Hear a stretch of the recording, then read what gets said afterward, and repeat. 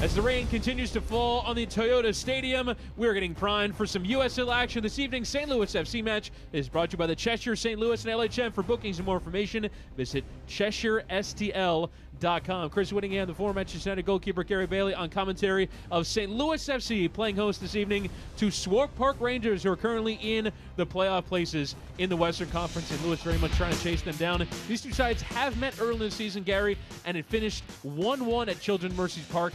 As you have a look here at the opening goal, a couple of awkward bounces, and it fell to Hadji Berry.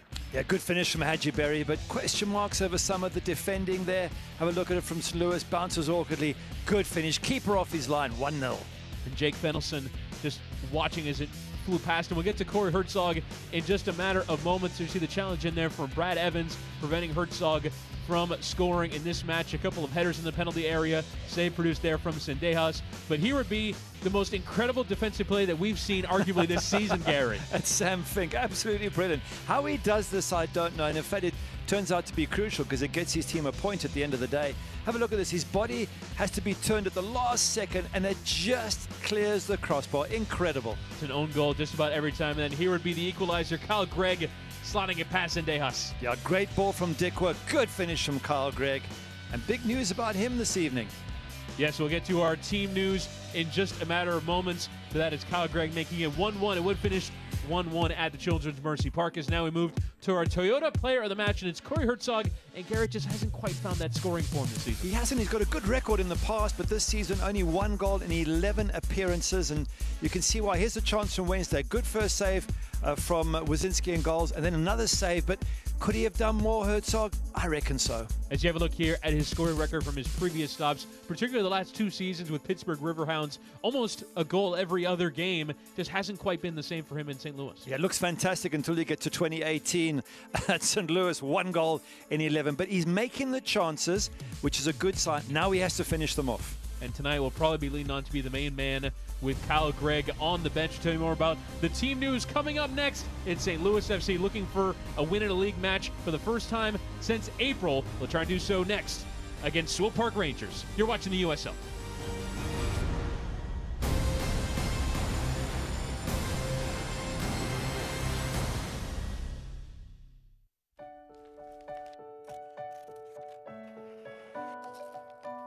A lottery ticket is so much more than a piece of paper.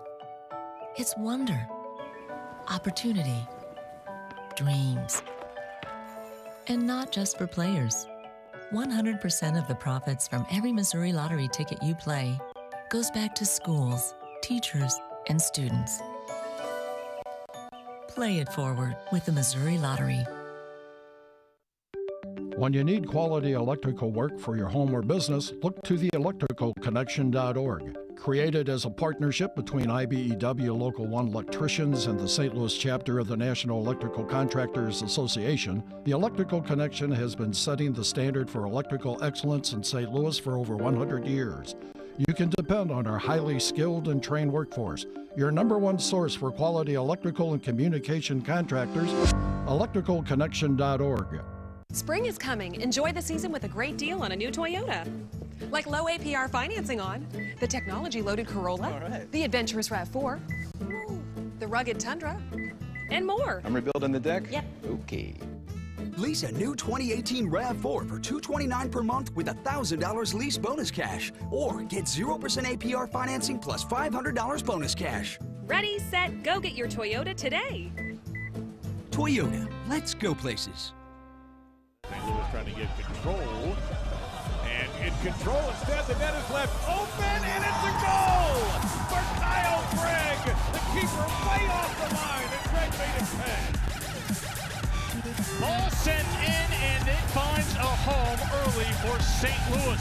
And ball sent across, and they finally done it. St. Louis FC has found the back of the net.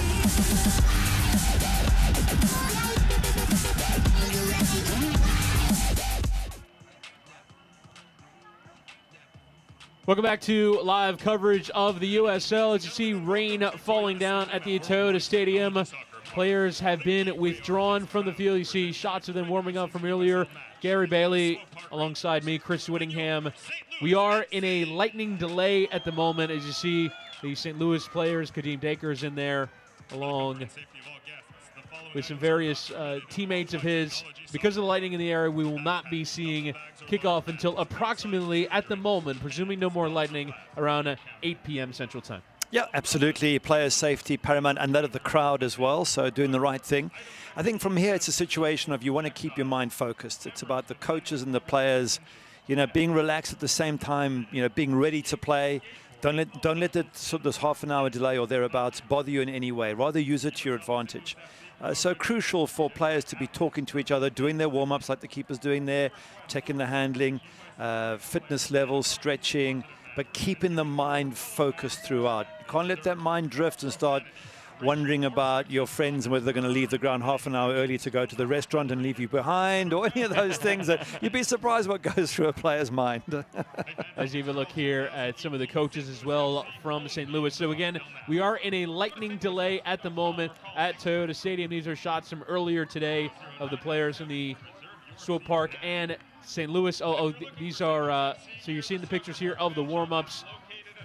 We will be having a lightning delay, though, for the next few minutes here. We'll get the players back out when warming up fairly soon, and then we'll have kickoff coming up around 9 p.m. Central Time. At the moment, that is the current word from the ground, is that we'll be having kickoff around 8 p.m. Central Time, 9 p.m. Eastern. So stick with us. Continuing live coverage of St. Louis playing host to Swope Park is live.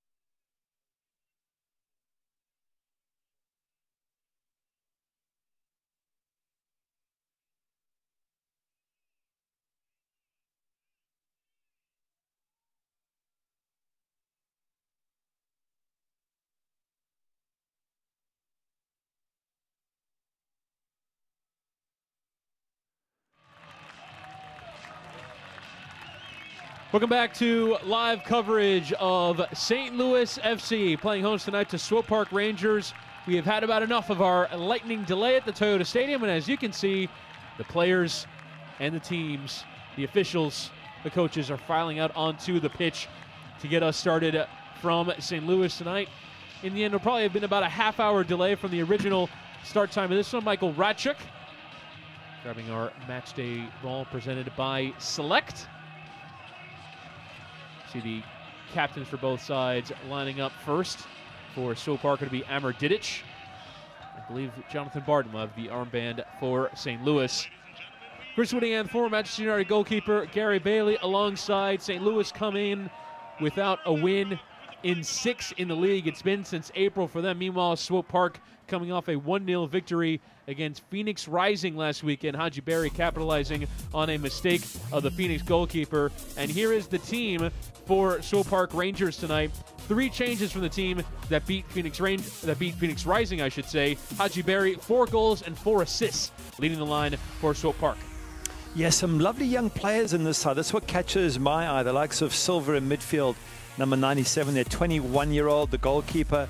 Zendejas is 22 years of age, and up front, Wilson Harris, just 18 years old from Los Angeles. So always love to see a team where there's good youngsters coming through, players that you can watch them improve and grow with time.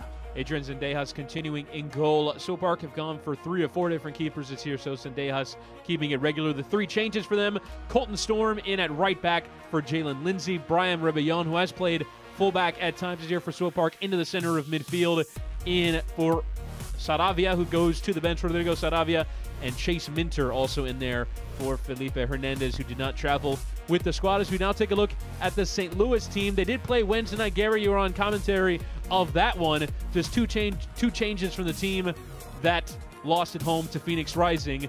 Coming in, Aiden Stanley for Kadeem Dakers. It sends Kyle Culbertson into midfield. Stanley will line up at left back, and Albert Dikwa will pair with Corey Herzog. Kyle Gregg to the bench. Yeah, there's a big surprise. I mean, obviously there's rotation, but Kyle Gregg, top goal scorer and always a man who can take advantage of an opportunity. Right now, going through this bad run, St. Louis, you would think they want to keep him in the team just to help them get the goal. So all the pressure falls on Corey Herzog, who we had a look at earlier. He makes chances, no question about that, just not quite finishing them off this season. Yeah, 28 goals and 62 appearances the last 2 seasons in USL with Pittsburgh Riverhounds, but hasn't quite been the same for St. Louis, making his 10th start of the campaign tonight, and just the 1 goal on the season. He'll be paired by Albert Dikwa. Dikwa providing the assist for the lone goal in St. Louis's 1-1 draw away from home against Swope Park back in April. Dikwa feeding it to Kyle Gregg, who, as we mentioned, is on the bench tonight for St. Louis FC. Jonathan Barton continues to be a makeshift central midfielder. He'll normally play right back. Samuel Kavita continuing in that role. The other thing of note, too, Gary, tonight for St. Louis, just 4 players available off the bench. They're certainly dealing with injuries at the moment. As you have a look here at the Western Conference table, St. Louis 2 points off of Colorado Springs in 8th. So they're still trying to chase those playoff places. Swope Park into 6th as well. Yeah, important to get a win as soon as possible, get back in that top 8. Lose and fall further behind. Maybe teams behind St. Louis jump over them. Nah, okay, it's still early in the season to be fair, but you don't want to fall too far behind. And besides which, they've got this wonderful set of fans, the St. Louligans. I love watching them come into the park and support their team for 90 minutes. They're great to watch. They really are superb. So I think for them alone, you want to get a result here today. If you're St. Louis, obviously for Swope, keep on winning, keep in that top 8, and you know they seem comfortably in a playoff position, and they win, and they can even go 4th tonight. Let's have a look at the St. Louis FC manager Anthony Poulos, who is the son of Tony Poulos, the current Middlesbrough manager in England. Poulos coming from Orlando City B. He was a player for Orlando City, retired there, became the Orlando City B manager, and now his first job with sort of his own club to mold and to figure out. The defensive record was better early on in the campaign. Let's have a look at Paulo Nagamura, the Swope Park manager, again also in his first year. But for Anthony Poulos, obviously, with the last name Poulos, that is a defensive last name that he's associated with. Last 4 games for St. Louis, conceded 13. Before that, it was conceded 5 from 8 matches. So yeah, much better defensive record to start the season. They've leaked too many goals of late. They certainly have, and 1 point from 12 is nowhere near good enough. A loss midweek, and we spoke to Anthony Poulos after that. And he was down about it, obviously, but he said, look, this is great. Another match coming up soon. Get a chance to get back on winning ways. And what he did say was, I saw heart, fight, and character in my team. And I agree with him. St. Louis battled hard, but they just didn't have that ingenuity around the box to try and get a breakthrough. Perhaps we see something different today. And perhaps Carl Gregg coming off the bench at some stage, it might suit him coming on just for the last 10, 15 minutes, nice and fresh. So for Anthony Pulis there, he really does need a result really badly today. It's been a poor run in the last few weeks. Also ravaged by injuries. They also did sell Christian Valesky to Oklahoma City Energy, so just a bit short on options at the moment to try and change things. Just 2 players rotated from the team that lost to Phoenix Rising on Wednesday night. They will persist with Tomas Gomez in goal after a self-admitted bit of a poor performance in goal against Phoenix. Yeah, it was. He got caught a little bit on the first goal. He said he was wrong-footed. Second, not much chance. In the third, I could also point a finger at him.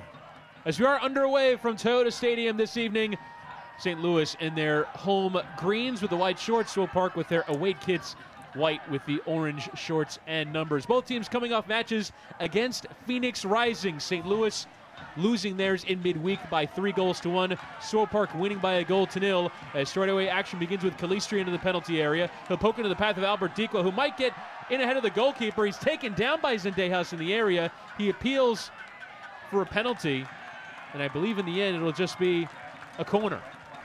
Yeah, the keeper gets the ball. Dikwa's put his hand up just in case the referee didn't see it clearly, but keeper gets the ball. Have a look at it again, and then then he collides with the keeper afterwards. So he gets there, the keeper makes the save after he gets the ball, and then there's a collision.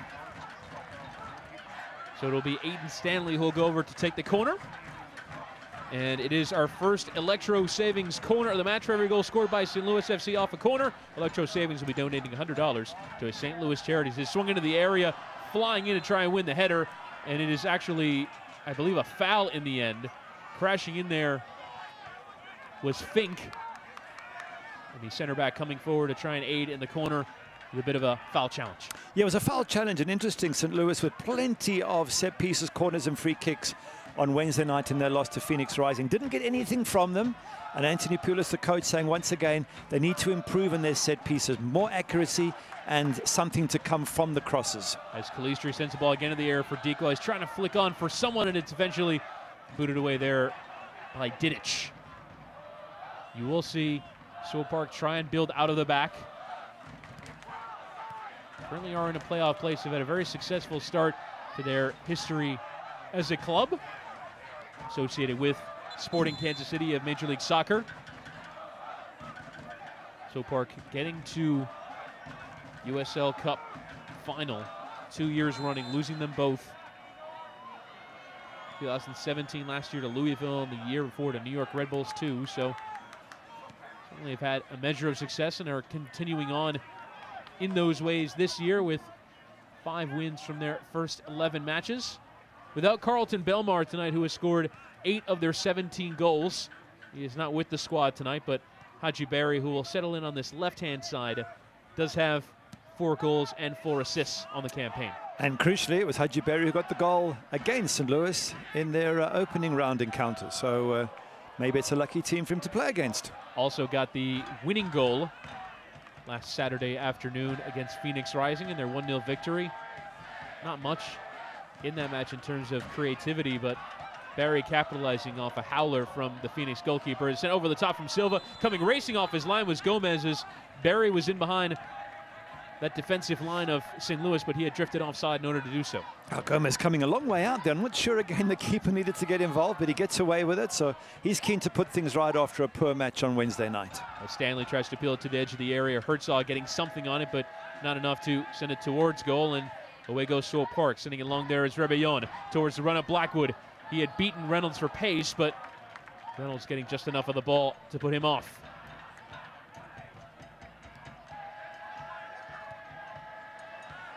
As the ball is played into the path of Dikwa, but he too had drifted off. He looks a good player, this Albert Dikwa. Quick, tall, 6'2", 20 years of age, of Cameroon descent. And interesting to see how he fares up front in place of Carl Gregg.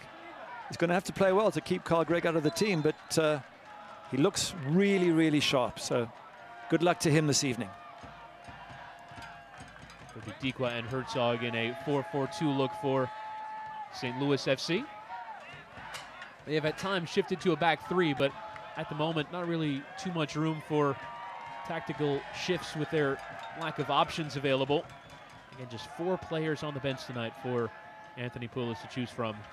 Gonna have to do some business in the summer, try and get some more players through. As Swope Park will build out, Graham Smith will partner with Amr Didic tonight. Here is the left back Parker Marr. And Mateo Silva, who might just be caught on the ball, and he is indeed caught as Dikwa will leave it for Lewis Hilton. And I'll send Culbertson on his way. Cal Culbertson, who drifts between left back and left midfield as various changes on that back line force him to change positions, as here is Fink and Reynolds. Fink and Reynolds have been the center back, at the very least part of a back three, if not the partnership for the entire season. Have started all 12 matches. Well, nice probing so far. Both teams knocking the ball around. Everybody's had a touch. Now we expect to see fireworks, please. And certainly the St. Louis fans have bided their time with the half-hour delay between the announced start time and our kickoff here at 8 p.m. Central Time. As Zendejas will play out. As it's given away there in the center of the park, Lewis Hilton reading the game well, intercepting, trying to kick on and feed Herzog, but got caught a little bit flat-footed, and a good service there from Hilton just running past him. I tell you, it wasn't a bad ball at all. If Herzog had been a bit sharper, he'd have been through one-on-one with the keeper. Rebellon, a heavy touch there, leaving a bit too much, was Colton Storm, but Mateo Silva, who's into that number 6 role, will feed Haji Berry, who just kind of left the ball behind there. Still maintain possession here. Berry will try and send in Blackwood on that far side, but that wasn't the right ball. Haji Berry just using his skills there on the edge of the box. He's also big and quick, so a threatening presence there up front. And Tyler Blackwood just waiting for the ball. Anthony Poulos just weighing it up, and he's talked about his team being full of spirit and hungry, but that's not good enough. It's, you know, you can say, yes, my team have fought hard and they've given everything they need to give, but what they have to do is create goals. So that's what the fans, the St. Louligans, will be looking for this evening, a little bit of creativity around the box and to make their under pressure manager Anthony Poulos happy. As they have averaged just 1 goal a game, as Dikwa unable to get on the other end of that. 12 goals from 12 games, but 3 of those came in a loss away from home at LA Galaxy 2, so just not provide those critical moments. And that was a big loss as well, wasn't it? 6-3. 6-3, yeah. I mean, suddenly you start questioning your defense, and then 3 midweek against Phoenix Rising, and goalkeeper holding his hands up, Thomas Gomez, and saying, didn't do that well, I'm to blame for 1, maybe 2 of them. So yeah, it's a worrying time when your attackers aren't finding the back of the net and your defenders are allowing too many to go past. That's the one sort of position as a coach you don't want to be in. Clipped on there by Blackwood to the feet of Wilson Harris, who's a U.S. Youth International. Just 18 years of age, joined the Sporting Academy ahead of last Development Academy season. It's so wonderful to see. 18 years of age, fantastic. Well done, Swope Park Rangers. Bring these kids through, give them a chance. This is the future for American soccer, and you want to see them get into this team as early as possible, as young as possible. Harris there trying to hold up the play. Swope Park applying a bit of pressure here. Of course, Reynolds to try and build out. Here's Culbertson. Played on the path of Herzog, who drifts wide. As it tackled off in there by Colton Storm. Throw in St. Louis. Looking here for Barden. As Herzog is dispossessed, and now Swope Park will look to counter. Blackwood flying down that right-hand side, but Harris couldn't quite turn his body to find that angle, as would have been offside there against Blackwood had he touched it. St. Louis will play on here through Aiden Stanley. Another young player, just 17 years of age, out of Columbia, Illinois. And the player coming through the academy, was the first academy signing for St. Louis FC in 2016. As it's sent over the top there towards Herzog. little bit of a coming together between him and Graham Smith. There's a bit of an arm on the shoulder, on the back of the neck there, and I've seen referees give that as a free kick, but this ref let it go. Decent idea there from Harris to find Rebellon, but a bit too far out in front. Hilton being given some space to turn forward. 1-2 worked here with Stanley to try to return the favor, but a white shirt in the way. Mateo Silva kind of playing in that number 6 role that had been held by Juan Kamal for a majority of the campaign. He now with the Sporting side made his MLS debut for Sporting Kansas City against Columbus Crew last weekend. Smith, bit of pressure. Now Kavita coming in there as well. He'll win it off him. Here's Corey Herzog approaching the penalty area. Will dig it towards that back post and Tikwa. But just in ahead of that cross was Emmer Didic. Great cross there from Corey Herzog. Good vision. He could see Dikwa at the back post. He nearly finds him. This is his push earlier. There's an arm on the back of the neck. For me, that's a free kick, but not given. But for Corey Herzog there, have a look at this ball. Absolutely brilliant. Inches away from reaching Dikwa. Good combination. These two could work well together tonight. And they've combined decently. Early stages will be another Electro Savings corner to be whipped in by Lewis Hilton. Sent towards that back post. Culbertson is there. He got a header on it, but it came off of a white shirt in that penalty area. We'll set up another corner. It came off of Wilson Harris, who was back doing some defensive work. Well, that's better from St. Louis. Actually getting on the end of one of their crosses Wednesday night. They didn't get any joy, or hardly any joy, from their set pieces. Already it looks an improved effort. So this time it'll be the left of Aiden Stanley to take the corner. And again, it's that back post service, and again, it's Culbertson arriving. And it might fall for Kavita, who took it on the volley, but didn't quite catch it right. Yeah, there we go. That's better from St. Louis. Something from that corner, headed back. And a decent strike there from Kavita. Just needs to keep it low. Always think, rather keep it low. You might get a deflection, beats the goalkeeper. The moment you balloon it over the bar, nothing's going to help you. Have a look here. Headed back, brave header. Get it down. First thing got across your mind, get the ball down. So it was Culbertson who got the initial header off the corner from Stanley, and then Kavita volleying over. Another half chance, and a good spell of play there for St. Louis FC, as just staying down there for a second was Graham Smith. Michael Ratchuk, our matchday referee, sending him off the field to receive treatment. If he goes down, then you kind of have to come off for a brief moment. So it will be a goal kick for Adrian Zendejas. Bright start from St. Louis. It is. It is a very bright start. Am I going to say the same thing as he fixes his boot, his cleats? Am I going to say the same thing we said Wednesday night? Lots of hard work and effort, but not winning and not scoring. That's what's crucial here. We've got to see that final product, and that was a good example. Kavita with a volley, balloons it over the bar, doesn't even force the goalkeeper, Zendejas, to even make a save.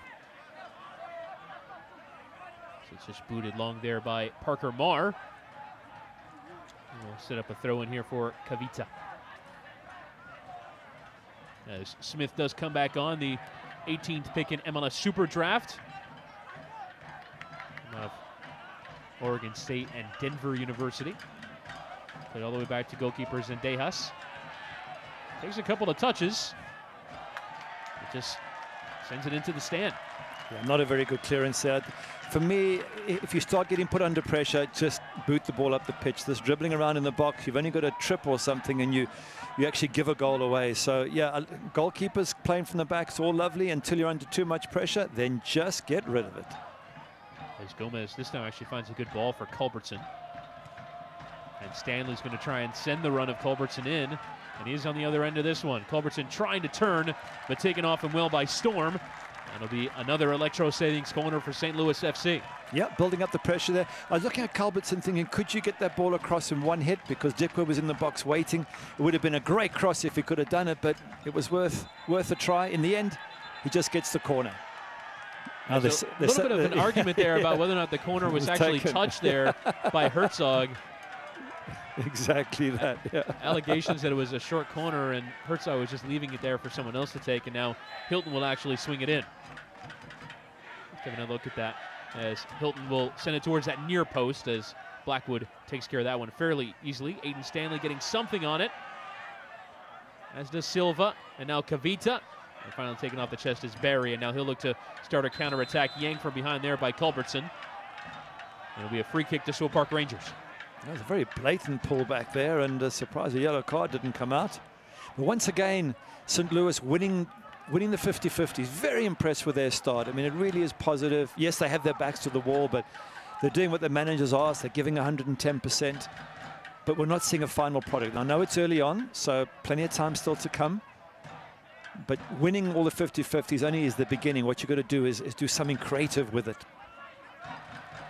But you wouldn't watch this so far and look at a team that's got 1 point from their last 12 and conceded 13 goals in their last 5 matches. No, you're 100% spot on.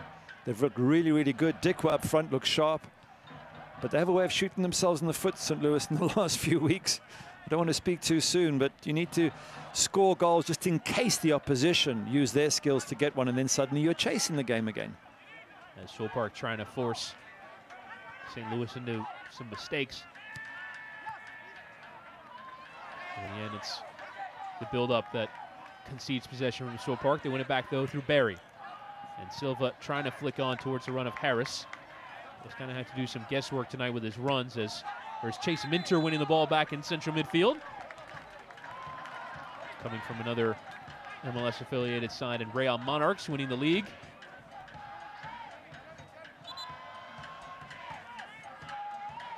A few years back. He's training with Swope Park, Chase Minter, and now into their team, as it'll be a throw in here for Kavita.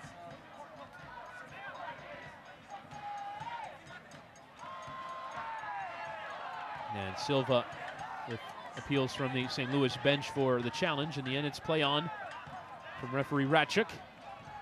Here's Storm trying to find the path there of Rebellon, but it's Reynolds who's just going to let it run here and leave it for his goalkeeper, Tomas Gomez. Golden Glove winner with Rochester the last 2 years running. Now with his local club, grew up in St. Louis.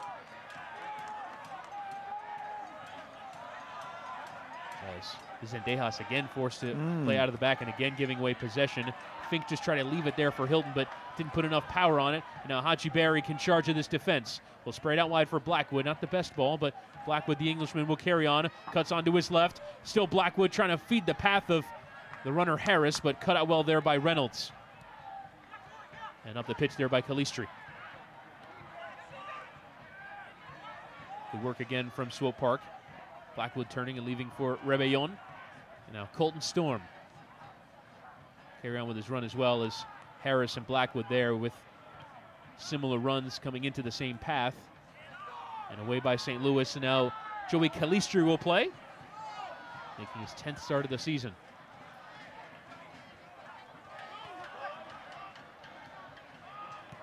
Joining from Chicago Fire after a loan with Tulsa Roughnecks. Scored 9 times with Tulsa a year ago. Just looking at the possession stats there, over 60% for St. Louis. It shows you early on they've been solid, as we mentioned, winning most of their 50-50s, passing it around, creating a few opportunities, winning set pieces. It's been an impressive start, but every once in a while, when Swope get the ball, you think, they can play this team, they can knock it about, they can be very, very dangerous. That looked like almost a really quality run there from Parker Marr, but just cut out in the center of the park. Good ball there from Fink to find the run of Calistri. First time ball aimed at Dikwa from Herzog, but cut out. And Silva will regain for Swope Park. Nice dink there for Minter, and now Haji Barry can take down and try to send Blackwood on his way. This is going to be full-on sprint between Blackwood and Stanley. Stanley going down, and the flag goes up for a foul. Looked like he's hurt himself and he went down. Yeah, Aiden Stanley, the 17-year-old, going down there. Seems to be motioning towards his hip. Remember, this is a slick surface after the rain, so that can also come into play there. There was a little hand on his back, and then there was perhaps an exaggerated fall. All part of the game these days. But look at the sweat pouring off him. I think for all the players on the St. Louis side, they've really put in a shift in these first 18 or so minutes. Really put Swope Park Rangers under pressure, but the Rangers have coped with it so far.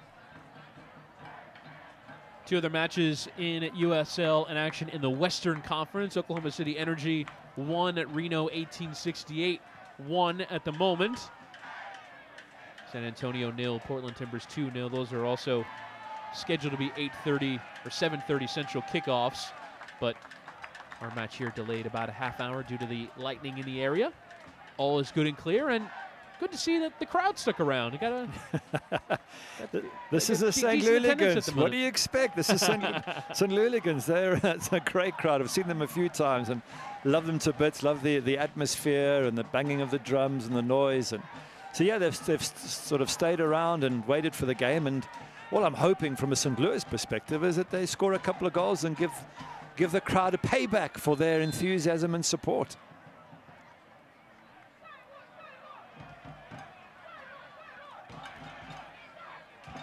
Maybe time for a few more beers before the match as well. Maybe get the pipes ready to go to sing a little bit louder as well. Yeah, it increases your drum playing skills, no doubt. Be a throw in here for St. Louis. 20 minutes gone. Best chance of this one so far going to St. Louis. His ball is played over the top for Culbertson. Did he stay on? He did. The cross is sent in low towards the area. Calistro on the back post. Still might be out for Culbertson, who goes down in the area. Referee waves play on. Wow, what a passage of play. That was great ball in. Great chance at the far post for Calistri. Was it a penalty or not? Wow, what a chance there for St. Louis. And Calistri, who steered it more back towards a teammate than towards goal. As the whistle goes for a challenge there, I believe it's Culbertson, who already had one earlier. It might just see, at the very least, a talking to from Michael Radchuk, if not yellow. I think there's some discussion there about a penalty, and certainly looked it for a moment. I'd like to see that again, but Calistri was a great ball in from Culbertson. Calistri, you're right, should have at least hit target. He ended up knocking the ball back. But from there, and I couldn't see who it was, someone, St. Louis player got to the ball. Here's Culbertson, great ball in. Calistri knocks it back now. It's Culbertson again. I think he gets brought down there. Yeah, he's appealing. It was Amr Didic with the challenge on Kyle Culbertson, who had a great first ball in. And then Calistri, it looked a bit more difficult of an opportunity for Calistri on replay than it did in live action. Yes, yes, he was being tackled as he went to play it. But from what I saw there, I thought Culbertson had a great shot for a penalty. We'll have to have another look at it, perhaps in slow motion, to really get a decent look at it. But Michael Radchuk not giving the penalty. Yeah, it's gone now. Doesn't matter how many times you and I look at it. Yeah. The ball is sent long there by Gomez. Advantage given for handball, but St. Louis will play on. Here's Calistri. And the captain Barden, as the St. Louligans are in full voice now after a quality opportunity. Stabbed out of play there by Swope, a throw in for Kavita. I'm just wondering what St. Louis have to do to score. I bet their coach, Anthony Pulis, is thinking 1 point from the last 12. Can't score, conceding too many. We get a great chance. Calistri can't hit target. We get a great penalty appeal not given. Are we jinxed here? What's going on? As Hilton able to win it, and now Herzog with some space in the center of the park, closed down quickly by Rebellon. Now Culbertson again. Can he find a good bit of service? As the overlap of Stanley available, will send the cross in towards that back post, but not quite what he was looking for. Yeah, it's a pity there. You could see Dick at the far post, Culbertson, and he knew what he wanted to do. The final pass wasn't as good as it was here. This is a perfect pass. Yeah, Calistri's being tackled now. Ooh, I think that's a penalty. Culbertson's gone past him. Is he tripped over his leg? I don't know. Didic there, very lucky to get off with that one. What about, as you mentioned, the incident's gone now. Yeah, it's gone. What about VAR? Shouldn't they bring VAR in? Video assisted refereeing. Stop the game, have a look. It certainly would have been subject to VAR at the very least, had this been a VAR game, but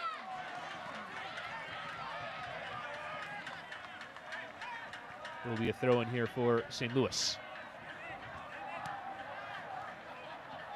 A bright start to this one, but it's mainly been St. Louis have been creating the chances. Swope Park have really been unable to find a final bit of service, as Zendea's going to come off his line and just send it into the stand. I believe caught a fan unknowing there, knocked his hat off.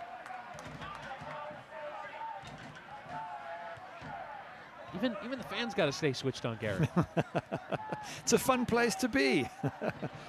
Yeah, it's a livelier St. Louis today. Dikwa's made a big difference. They're knocking the ball into the spaces behind the back four of Swope and finding Dikwa and finding, as you see here, Culbertson sometimes out on the left. And, you know, they've really done with, look at him, Dikwa again. Dikwa goes down, and this time we will have a penalty. Free kick, is it? Well, it's either a penalty or a free kick on the edge of the area. I think he's given the free kick. Well, no, hang on a second. You're saying it?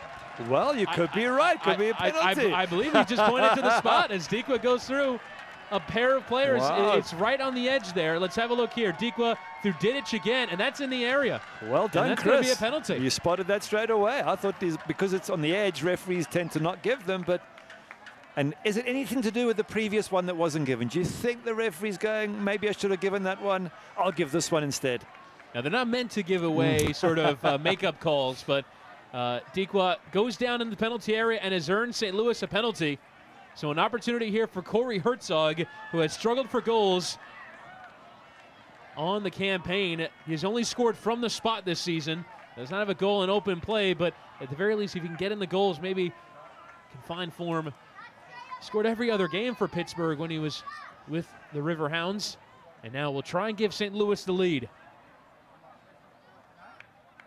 Corey Herzog to make amends for the earlier penalty decision. He sends the keeper the wrong way and gives St. Louis the lead.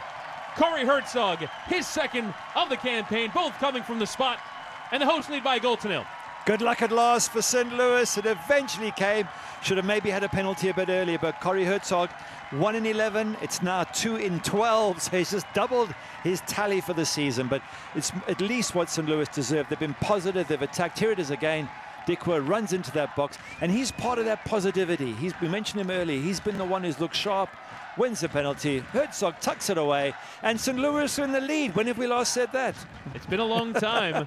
They were 3-0 down on Wednesday night before getting a consolation goal against Phoenix Rising. Lost by 3-0 to Colorado Springs, and they were away from home against Orange County 3 weeks ago.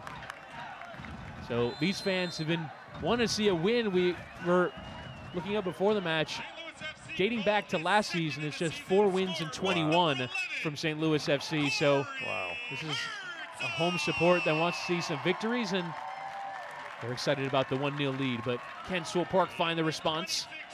Barry, now multiple challenges coming in and out. Lewis Hilton's going to feed the run of Culbertson. Just about peels the ball back to hopefully maintain possession from his point of view. The challenge comes in, play on. And Rebellon's touch, try and get around the defender. Let's eventually win the ball back. Here's Minter. Greeted by Kavita. Now Silva. And Rebellon again.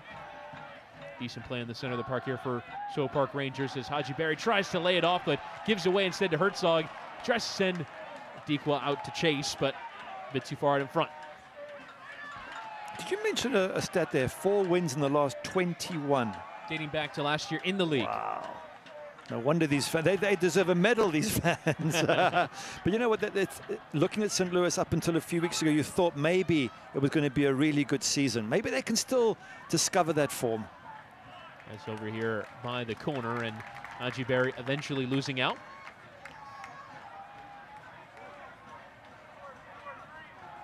St. Louis, as you mentioned earlier, on a pretty poor run of form at the moment. Certainly wouldn't tell from the performance. 1 point from their last available 12. Conceded 13, scored 5 in their last 4 matches as the whistle does sound. Anthony Poulos getting a free kick, which he was asking for against Graham Smith. Graham Smith just pulling the shirt at the back. It was pretty obvious to the referee, and be careful you don't get a yellow card for that sort of thing, an unnecessary yellow card.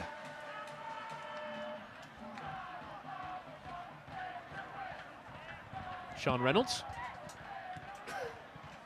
Just come from Louisville City, and now Kavita with plenty of space here on this right-hand side. The cross is sent in towards Dikwa, and again, Smith there to cut it out as Dikwa had a free header in the area if he could just have gotten to him. Wow, good effort there by Kavita. Look at the difference Dikwa is making. His runs are giving, there's the pulling him, it's so obvious. Then he takes his shirt off. But the one thing Dikwa's done is his runs into the box have given everybody a target man, and they've obviously been told to try and get it to him. Look at Kavita, head up. That is nearly a fantastic ball, and Dikwa seems to be the man every time who's getting into that box and causing Swope a lot of problems. And it will be An electro savings corner for St. Louis. Aiden Stanley take the ones from the near side, and Lewis Hilton will be swinging in with his right on the far side. Is now the referee just going to sort out some contact in the area between Tikwa and Mateo Silva. It's a normal, it's not me, it's him. No, it's not him, it's me. And it's the holding, it's the pushing, it's the shoving that goes on at every single set piece, and especially corners. Difficult for the referee to see exactly what's going on. It's the dark arts of defending. So difficult to officiate as well, as Stanley will again loft it towards that back post. Culbertson is going to let it run.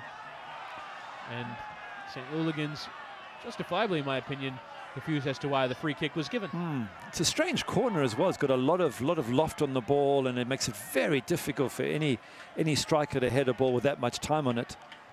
So eventually it was given for a shove. But I think corners like it have to be drilled in, and don't give the defenders time to maneuver.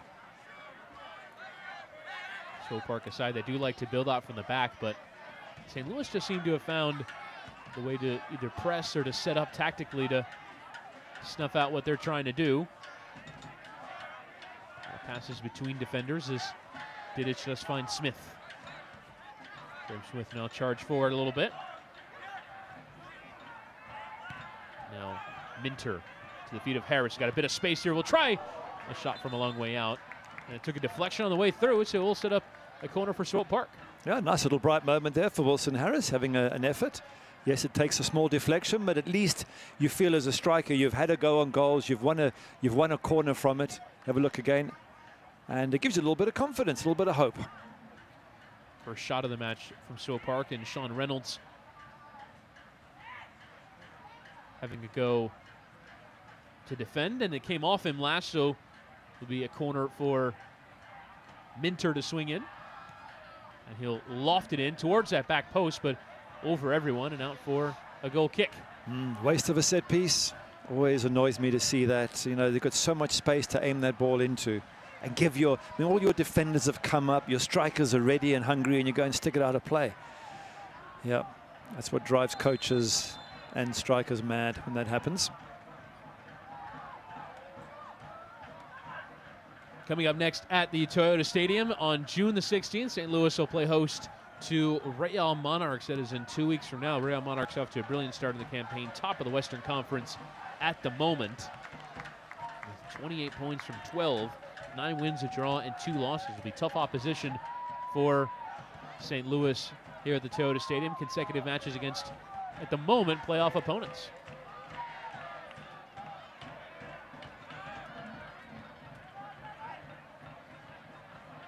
Sam Fink. Jonathan Barden, who's played a bit of a withdrawn role in the center of the park, normally a defender, where that man, Kavita, is playing at the moment at right back. Silva under a bit of pressure from Barden. Almost loses out, but a good ball to find the feet of Rebellon. That's what Mateo Silva would have wanted. Silva making just his 4th start, the Brazilian. Joins from San Jose Earthquakes, but didn't play very much for the MLS side. In USL with Arizona United, which is now Phoenix Rising. Reno 1868, so primarily in the West Coast, moving out to the Midwest to play for Swope Park. Throw in here for Colton Storm.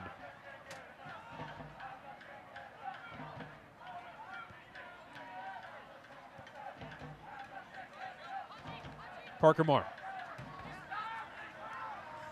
Now Haji Berry, who certainly is the danger man, and Kavita impeding his progress. Yeah, time now for Swope to put a few moves together. It's been all St. Louis in this first 33 minutes, and expect to see more now from Swope Park. They've got the ball, they've got a set piece. Let's see if they can do better than they did from the corner. And they've got some good passing skills. They need to start to dominate the match, get some possession back, and show us what they can do. So it'll be again Minter to take the free kick, the 25-year-old.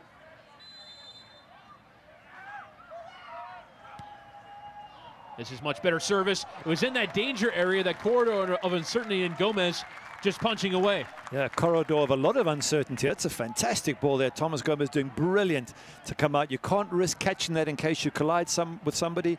Therefore, the punch, the double-fisted punch, is the best way to deal with it. Have a look at it again. It bends. Well done, the goalkeeper. And it was Graham Smith who was arriving. It'll be a free kick here for Swope Park. It's a really good ball in from Minter. Now we'll probably try and attempt the save from the opposite side. So another free kick opportunity here for Swope Park with the vanishing spray out from referee Ratchik. And so it'll be Mateo Silva with his left and Minter with his right, but after that last delivery, Wonderfield will just try and attempt the same thing from the opposite side. And it is Minter. That went a bit of a lower trajectory and cut out in the area. Storm trying to send it forward, ends up sending it sideways, and eventually just given away there by Swope Park Rangers. Now Kavita on his way, going to play the 1-2 with Dikwa, who'll return the ball for the DR Congo native, but just cut out there well by Amr Didic. Good run from Kavita. He's done well in this first half on that right-hand side, created all sorts of problems. Skipped past a few crunching tackles there as well. And he's been a good outlet for St. Louis on the right. A couple of good crosses in as well. St. Louis and Swope Park meeting for their 7th time. 4 draws in the 6 matches between these two sides, and then either team winning 1. Matchup will carry on. St. Louis seeing some teams for the first time this year. Really playing with regularity for the first time after switching conferences. Rebellon on the turn, nicely done. Send Storm on his way on that right-hand side. 1v1 against Stanley. Sends it in with his left low. And it was Blackwood, the intended target, cut out well there by Sean Reynolds. Yeah, Sean Reynolds doing well to read that then. This is where we're starting to see Swope dominate the match a little bit more with their passing, their ability. Some good players there. If you give them the right passes, they're going to cause some problems there. And Storm doing well on that right-hand side. As the throw-in is cut out there by Hilton. Sent into the stand.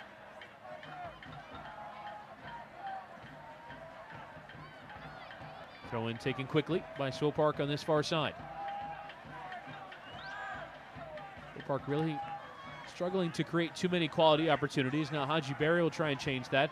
Cutting towards the byline, gets around Kavita. The left-footed cross is sent in. No one there on that back post. Culbertson heading away for a Swope Park throw. Haji Berry with a great move there. He gets the gap, but his cross wasn't exactly where he wanted it to be. Let's see what happens now. Appeals for offside, not given as the cross is again delivered, and again cut up by Reynolds. Away for another corner.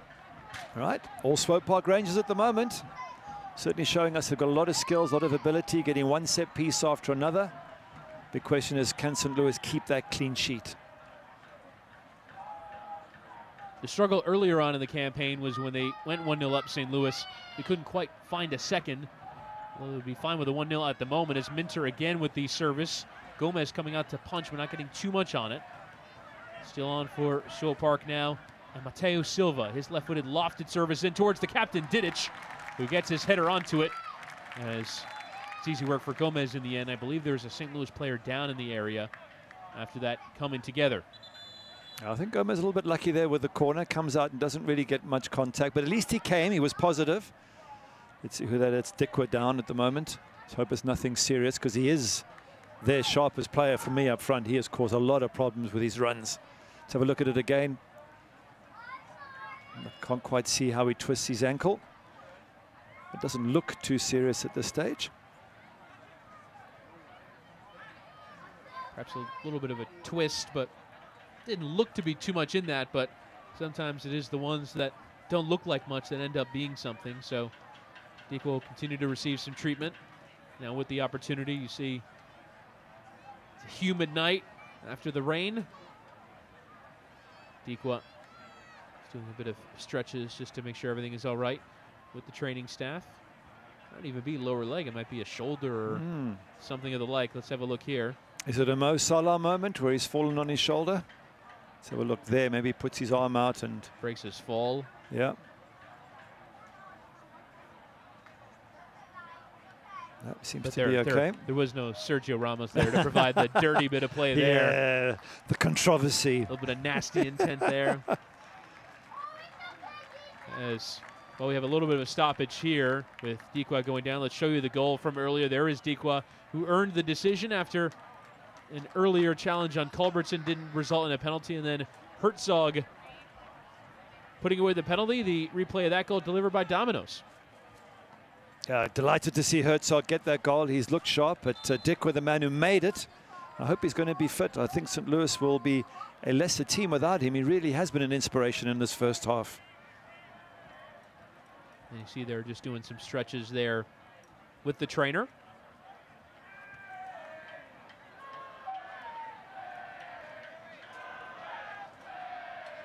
So it will be a free kick, I believe, for St. Louis off of the injury. So we'll see a little bit added on to the end of this first half. Louis on the campaign, winning just twice in 5 attempts at home, 2 draws and a loss as well. Swope Park with a decent away record and their 8th match away from home of the campaign with 2 wins, 3 draws and 2 losses. As the header comes in there from Fink, and now Calistri will play in Herzog, who has drifted wide out at times tonight. Dikwa and Culbertson the options in the area, but Kavita forced to just play back here with Fink. He will send it long, and also went out of play before Herzog can come onto it. As this match is brought to you by Toyota, be sure to visit one of these 7 local St. Louis area Toyota dealers. Throwing here for Swope Park Rangers with less than 5 minutes to play. Again, the penalty converted by Corey Herzog for his 2nd of the campaign. As Smith will play it back for Adrian Zendejas. There's been a lot of play between the back 5 of Swope Park, but St. Louis doing well to snuff out a lot of Swope Park's attempts to go forward. Here's Minter, finding the ball between the lines for Barry. We'll leave it here with Parker Marr. Barry continues on his way, but Marr just pulling back. Haji Barry does actually have connections with Anthony Poulos, the St. Louis FC manager from their time in Orlando City. He was drafted by Orlando in 2013. Ended up scoring 10 times in 18 appearances a year ago for Orlando City B. Managed by Anthony Poulos. As towards the byline is Blackwood. As Stanley just trying to ward off there, Blackwood, and eventually going down there was Hilton. A little bit of a late challenge there, and it will earn a yellow card. I believe it was Rebellon who was in on that challenge. And it is indeed the Colombian Brian Rebellon who goes into the book. Yeah, he just was having a little dab at winning the ball there. It didn't seem to be nasty. I'd like to see it again to see if it goes over the top. Ooh, on second thoughts. Well done, ref. You get a 2-footer challenge. You can't do that. Absolutely not. Have a look at it again. Ooh. I mean, he just stopped short, but wow, that you cannot do. Cannot go in with 2 feet no, and not see it. At least yellow. At least, yeah. No, well done, referee, for seeing that. If he goes through him, it's probably red. If he goes through him, it's a straight red, absolutely. So Rebellon from Colombia. I don't know if they allow those tackles in Colombia, but don't allow them here. As Silva wins in the air, but actually sends towards Dikwa. Release for Culbertson. It's a good ball between the lines there from Lewis Hilton, sending Dikwa towards the penalty area, but just a bit of a loose touch there, and Storm recovering well and clearing. Oh, it's a great chance for Dikwa. Wonderful ball into him. He just lost an opportunity there to get one-on-one with the goalkeeper. Now a little bit of argy-bargy going on. Yeah, on that far side, I believe. Just going down there. See the Rebellon or Blackwood. And perhaps the idea there is maybe just trying to demonstrate there's a bit of afters. It was Rebellon who just got the yellow, so he goes down there. There was a little bit of a kick out there from Lewis Hilton. There was. And I believe that Rebellon is signaling that he caught him in an area where you don't really want to be caught. That was a little extra there from Lewis Hilton. Yeah, you got me earlier. But to be fair, Rebayon's tackle earlier was a bad one. I don't blame, I mean, Lewis Hilton shouldn't kick him. That's out of order, but I don't blame him for being a little bit bumpy and physical with him. I think he saw who put in the challenge and decided I'm gonna leave a little extra, as there was confirmation of the yellow from Rebayon earlier. And for Lewis Hilton as well. I don't believe he's yet gone into the book. I think maybe, yeah. We'll get official confirmation of that from the ground. And if he does, which we seem to hear in the background, then it's a silly one to give away Hilton, because he's a midfield player. He's likely to miss time a tackle at any stage in the second half. And he's gone and given away a yellow just for a little kick out at Rebayon. And it is indeed yellow for the 24-year-old Englishman, Lewis Hilton. So maybe perhaps just getting some advice either from the fourth official or the assistant who might have seen that little bit of extras there from Hilton. Just wanted to make sure that Rebayon understood his thoughts on that challenge as the ball is played into the path of Rebayon, who tries to peel it back. It might fall in the air for Minter. It might still, but just getting enough on it was Stanley guiding it back towards his keeper. But it was a good ball into the path of Rebayon. It certainly was, and Rebayon trying to get it back into the middle. Bit of a scramble there, but it certainly is a much more exciting phase for Swope Park Rangers. They're creating things around the box, and I think Thomas Gomez was more than delighted to get his hands on that loose ball. As we'll have 3 minutes to be added on, some of that from the injury break with Dequa earlier.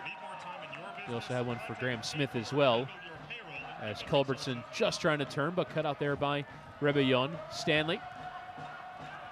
And it just came off him last and now for a throw. Yeah, promises to be a good second half. The Swope are getting back into this game. They're having more and more of the ball. They're creating more around the box of St. Louis. And yeah, we could see plenty more goals in this game. One well in midfield here by Jonathan Barden, who's going to carry on his way. As Kavita available to his right.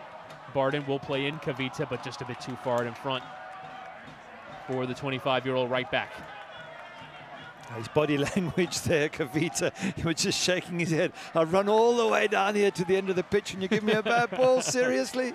And particularly because he had been open for 50 yards. Yeah. He had been open from about the time he crossed the halfway line. Didic.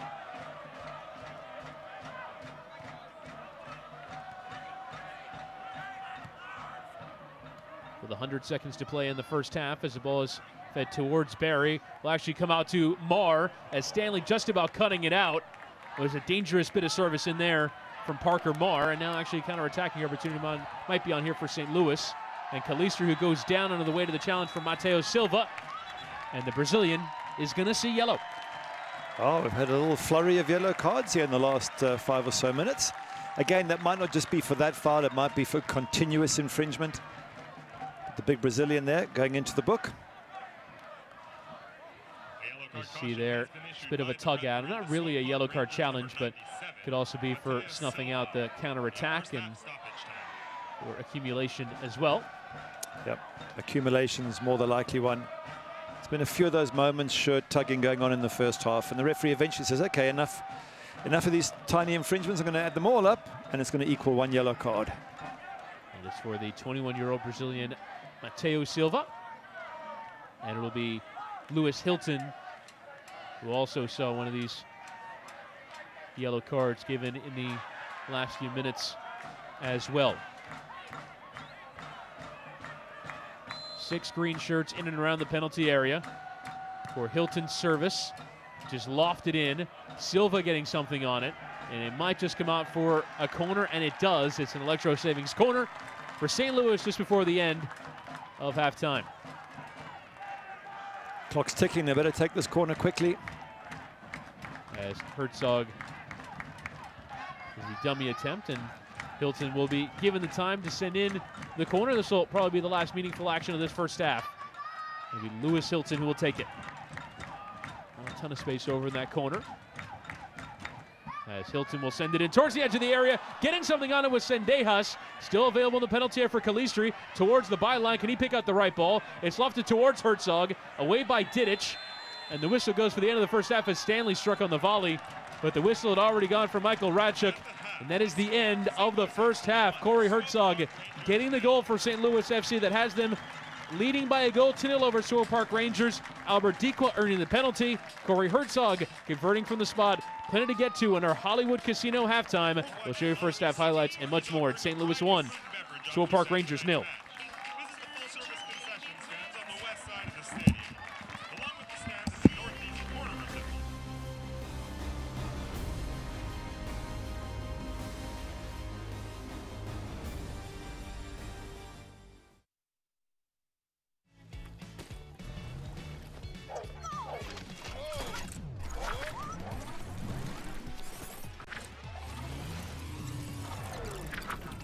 Summer starts here with a great deal on a new Toyota. Make this summer the best ever with big savings on many of our most popular models. Offers end June 4th. To find out more about all our great deals, visit Toyota.com. Get your Toyota today. Toyota, let's go places. When you need quality electrical work for your home or business, look to theelectricalconnection.org. Created as a partnership between IBEW Local 1 electricians and the St. Louis chapter of the National Electrical Contractors Association, the Electrical Connection has been setting the standard for electrical excellence in St. Louis for over 100 years. You can depend on our highly skilled and trained workforce, your #1 source for quality electrical and communication contractors, electricalconnection.org.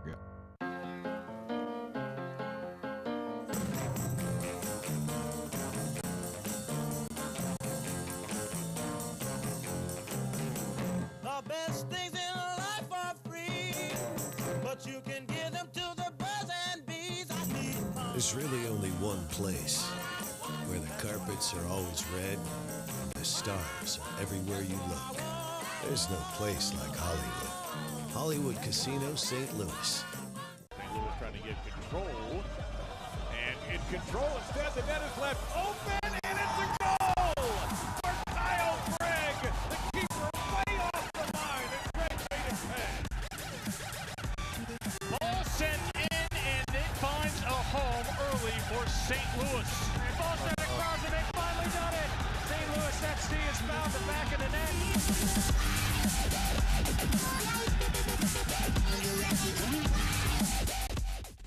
Halftime is brought to you by Hollywood Casino. Tomas Gomez started his career in the St. Louis Scott Gallagher Club and returned home as a professional when he signed with St. Louis FC in the offseason. The Webster Groves High product sits down with Ashley Anton in tonight's Hollywood Casino halftime interview.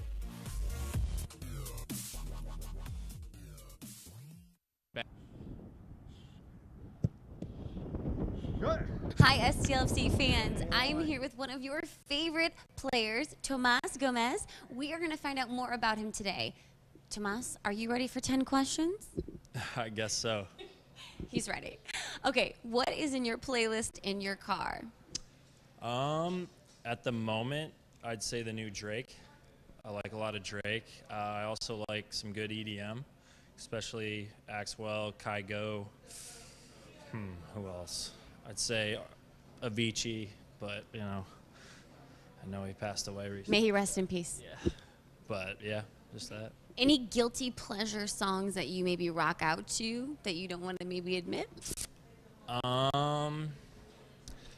My guilty pleasure I like good R&B sometimes, so some Chris Brown, I'd say that.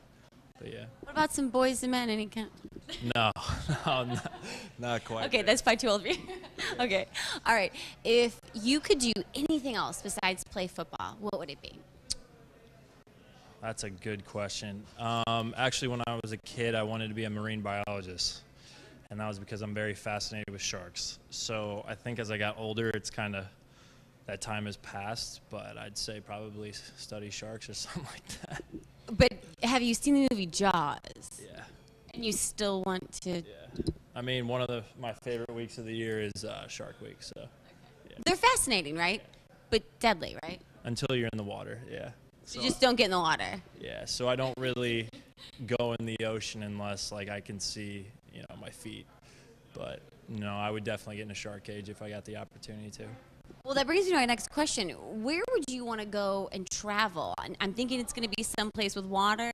Yeah, so I think me and my mom talked about doing something like this you know, in the next couple of years would be going shark diving in Australia or South Africa, just to try it, or at least see them breach. But yeah. Okay, is there any hidden talents you have, or any hobbies or anything maybe your fans want to know about you that, you know, they don't know yet? Hobbies, hidden talents. I would say this is, I don't know if it's talent, but if I drive somewhere on, like, Google Maps, I only need to see the directions once. I have, like, photographic memory where I know how to get. So I drove home from Rochester a couple times last year and was able to do it without any GPS. It's impressive. So that's about it, though. Okay. Well, hey, that's great. That's awesome. Well, thank you for letting your fans get to know more about you. Yeah. And fans, Shake Shack, if you haven't been, you might be able to see him there. But good luck with these upcoming games in the season. Thank you. Thanks for having me.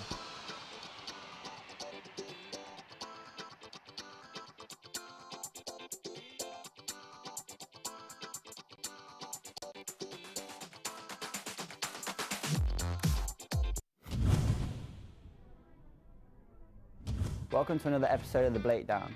This week I've handpicked some of my favourite plays from the week. I hope you guys enjoy it.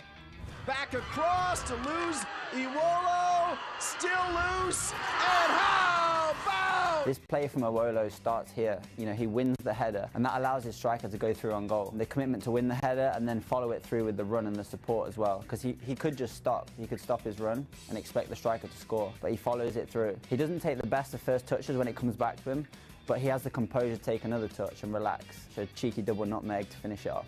Sort of there, finds Perez. Perez with the back heel, it's there, and a goal! Joaquin Rivas! This play is more about the assist. When he picks it up, it's very difficult because he has two defenders on him. He uses his awareness, his spatial awareness is fantastic.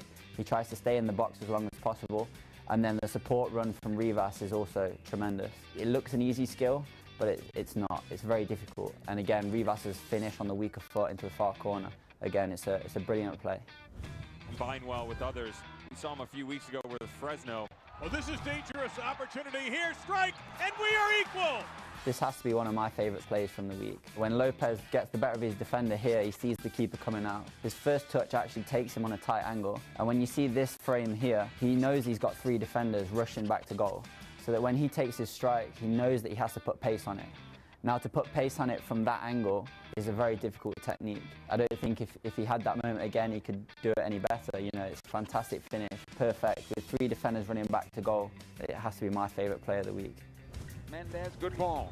Here's Zubac looking for number 3, and he scores! The connected movement from Ethan Zubac and his fellow strike partner here is fantastic. You know, he comes to feet and he drags the defender with him, and then he uses his agility and his speed to get past the defender with just a simple movement, a simple step. Again, to have that partnership with your striker is something that's very strong, and it will hold him in good stead for the season. There's a reason why he's player of the week. Out of his 4 goals that he scored, that was my favourite, purely because of the movement and the tactical awareness from both of them. When I saw Alex Mendez get the ball from an entry pass, I just knew I had to spin off, and when the ball came right to my feet on top of the box, I just decided to go for it and finish it. I hope you've all enjoyed this week's episode of The Breakdown. I look forward to seeing you next week.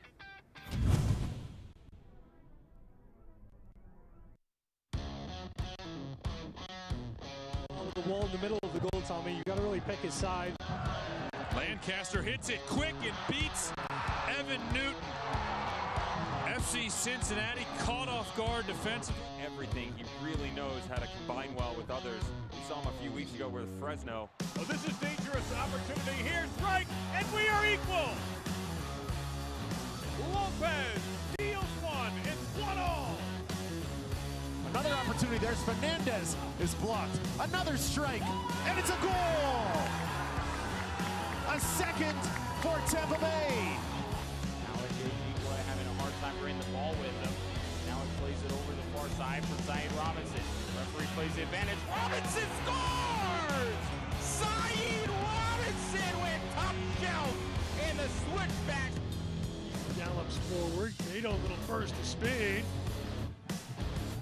Here's Cato.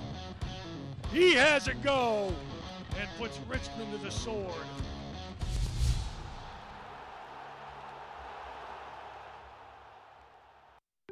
When you need quality electrical work for your home or business, look to the electricalconnection.org. Created as a partnership between IBEW Local 1 electricians and the St. Louis chapter of the National Electrical Contractors Association, the Electrical Connection has been setting the standard for electrical excellence in St. Louis for over 100 years.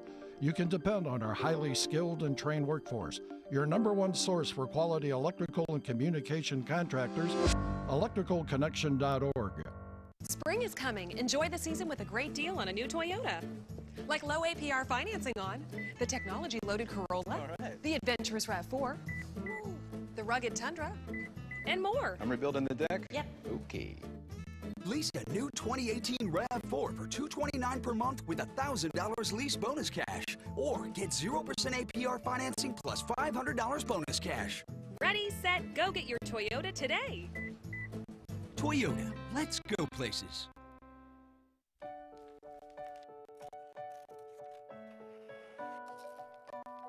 A lottery ticket is so much more than a piece of paper. It's wonder, opportunity, dreams. And not just for players. 100% of the profits from every Missouri lottery ticket you play goes back to schools, teachers, and students.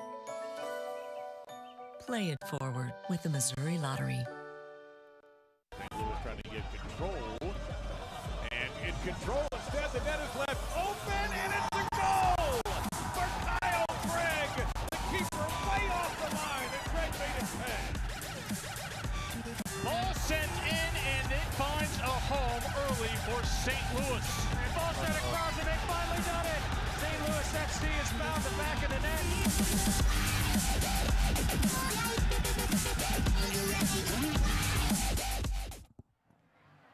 We're in Hollywood Casino halftime as your score at the half. It is St. Louis 1, Swope Park Rangers 0. The penalty converted by Corey Herzog to give the hosts their 1-0 lead. Chris Whittingham alongside the former Manchester United goalkeeper from 1978 to 1987, Gary Bailey. They have to tell them the years. I mean, you know, it helps gives the context as we now can go into our first half highlights from this one. St. Louis 1-0 up here as we entered the break here in Hollywood Casino halftime, and the chances would get started for St. Louis. Calistri poking it through towards Dikwa, who was the bright man in this first half, Gary. Oh, he certainly has been the bright man there. The keeper, Sendejas, coming out, just getting enough on the ball there. As this would be the delivery again towards Dikwa, who was the danger man on that back post. Herzog's delivery just about getting there, but Emmer Didic cutting it out well. Here's another long ball. Culbertson with a service in. Calistri on the back post. Pullback for Culbertson, who goes down. Ooh, penalty, ref. Penalty. Great ball, Culbertson here. Calistri does well to get it back. A lunging foot there from Didic. Ooh, very close to a penalty. And then here would be the decision that would lead to, you see the frustration there from Culbertson for lack of a penalty. St. Louis, though, would get one. A collision there with Storm and Didic combining on Albert Dikwa, and he goes down and earns the pen.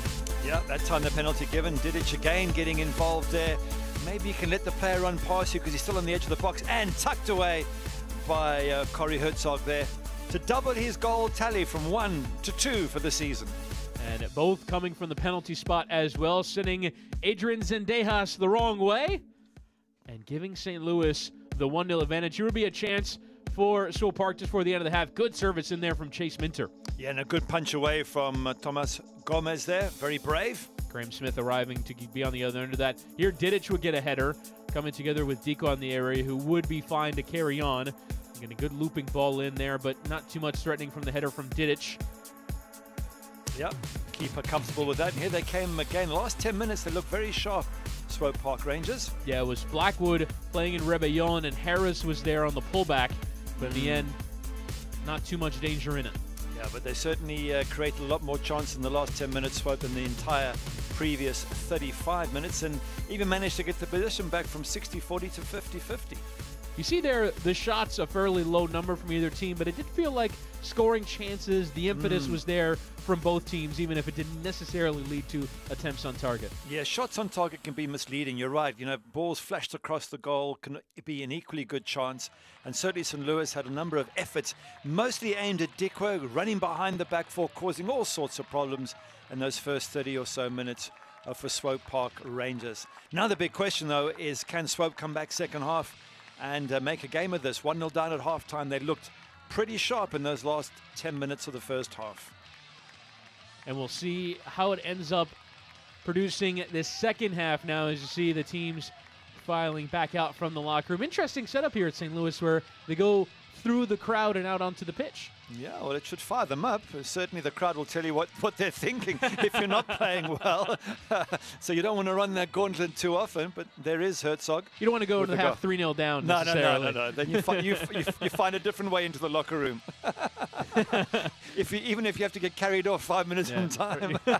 Or run around or find some other way to find your way out onto the pitches. We're just about ready to get started here in the second half. And Gary, in terms of St. Louis being 1-0 up, should they be trying to go for 2 or preserve the 1-0 that they have? Well, that's a question Anthony Pulis there on your screen would have been thinking about.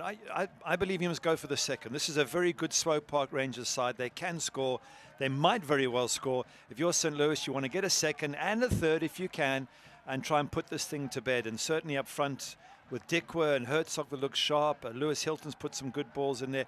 Kyle Culbert's some great crosses as well. So I would say same against St. Louis second half. Obviously, if you're Swope, you want them to come back and use those skills to try and get back in the game. As we are underway here in the second half, Swope Park now going from left to right. Their white and orange kits. St. Louis wearing the green at home tonight with the white trim and white shorts. As a throw in here, it does come to Kavita. And sent long. St. Louis, who at times have struggled on the campaign to hold 1-0 leads. They haven't had too many of them of late, as St. Louis had mostly played cagey affairs through the first few weeks of the season. It's kind of opened up a bit, much to the discomfort of Anthony Pulis, their manager, conceding 13 goals in their last 4 matches, including 6 to LA Galaxy 2, 3 in midweek to Phoenix Rising, 3 last weekend to Colorado Springs. You know, sometimes what you concede has a lot to do with the pressure you put on up front. And right now, it looks like Dikwa is threatening their back four for Swope. So Swope will think twice about throwing too many numbers forward. If you become easier to mark, and I'm not going to knock Carl Gregg because he's a very good finisher, but he hasn't got that pace of Dikwa. If you feel you can handle the strikers of St. Louis, you can throw more wing backs forward and you can put more pressure on. So St. Louis will win this match, I think, if they can keep threatening Swope Park, if they can keep pressure on Swope's defense and force them to have to sit back a little bit more. Now again, St. Louis with only 3 outfield players available on the bench, so it's potentially we might see all of them in Kadeem Dakers, Kyle Gregg, and Seth Rudolph. Those are the only 3 named outfield substitutes, with Jake Fennelson, the backup keeper, on the bench as well. There's 15 players in the squad tonight for St. Louis FC who have been ravaged by injuries early stages, particularly in central midfield, where I think Jonathan Barden and Lewis Hilton have paired well tonight. They certainly have, and I guess one must cut St. Louis a little bit of slack when they have that many injuries, and Coach Anthony Pulis is struggling with the numbers in his squad. But it's also part of being a soccer team. You're going to get that in seasons and during the course of certain seasons, and you've got to work your way around it. So, yeah, on the one hand, feel sorry for St. Louis. On the other hand, well, deal with it and find the solution, which, to be fair, tonight they have so far, they've done exactly that.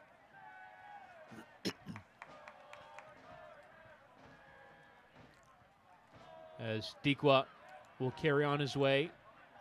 Might just get on the other end of that, and you see his flash of pace. Here is the Cameroonian into the air as Herzog available. Peel it back for Corey Herzog, who couldn't quite get the decisive touch on it. I think he wanted to try and turn to give himself a pocket of space, but the chance goes begging. It does, and what a good run from Dikwa. Once again, he is proving more than a handful for those Swope defenders. Absolutely brilliant run. Corey Herzog, as you say, he was trying to take it and move it onto his left foot where he knew he had space. He just couldn't quite control the ball.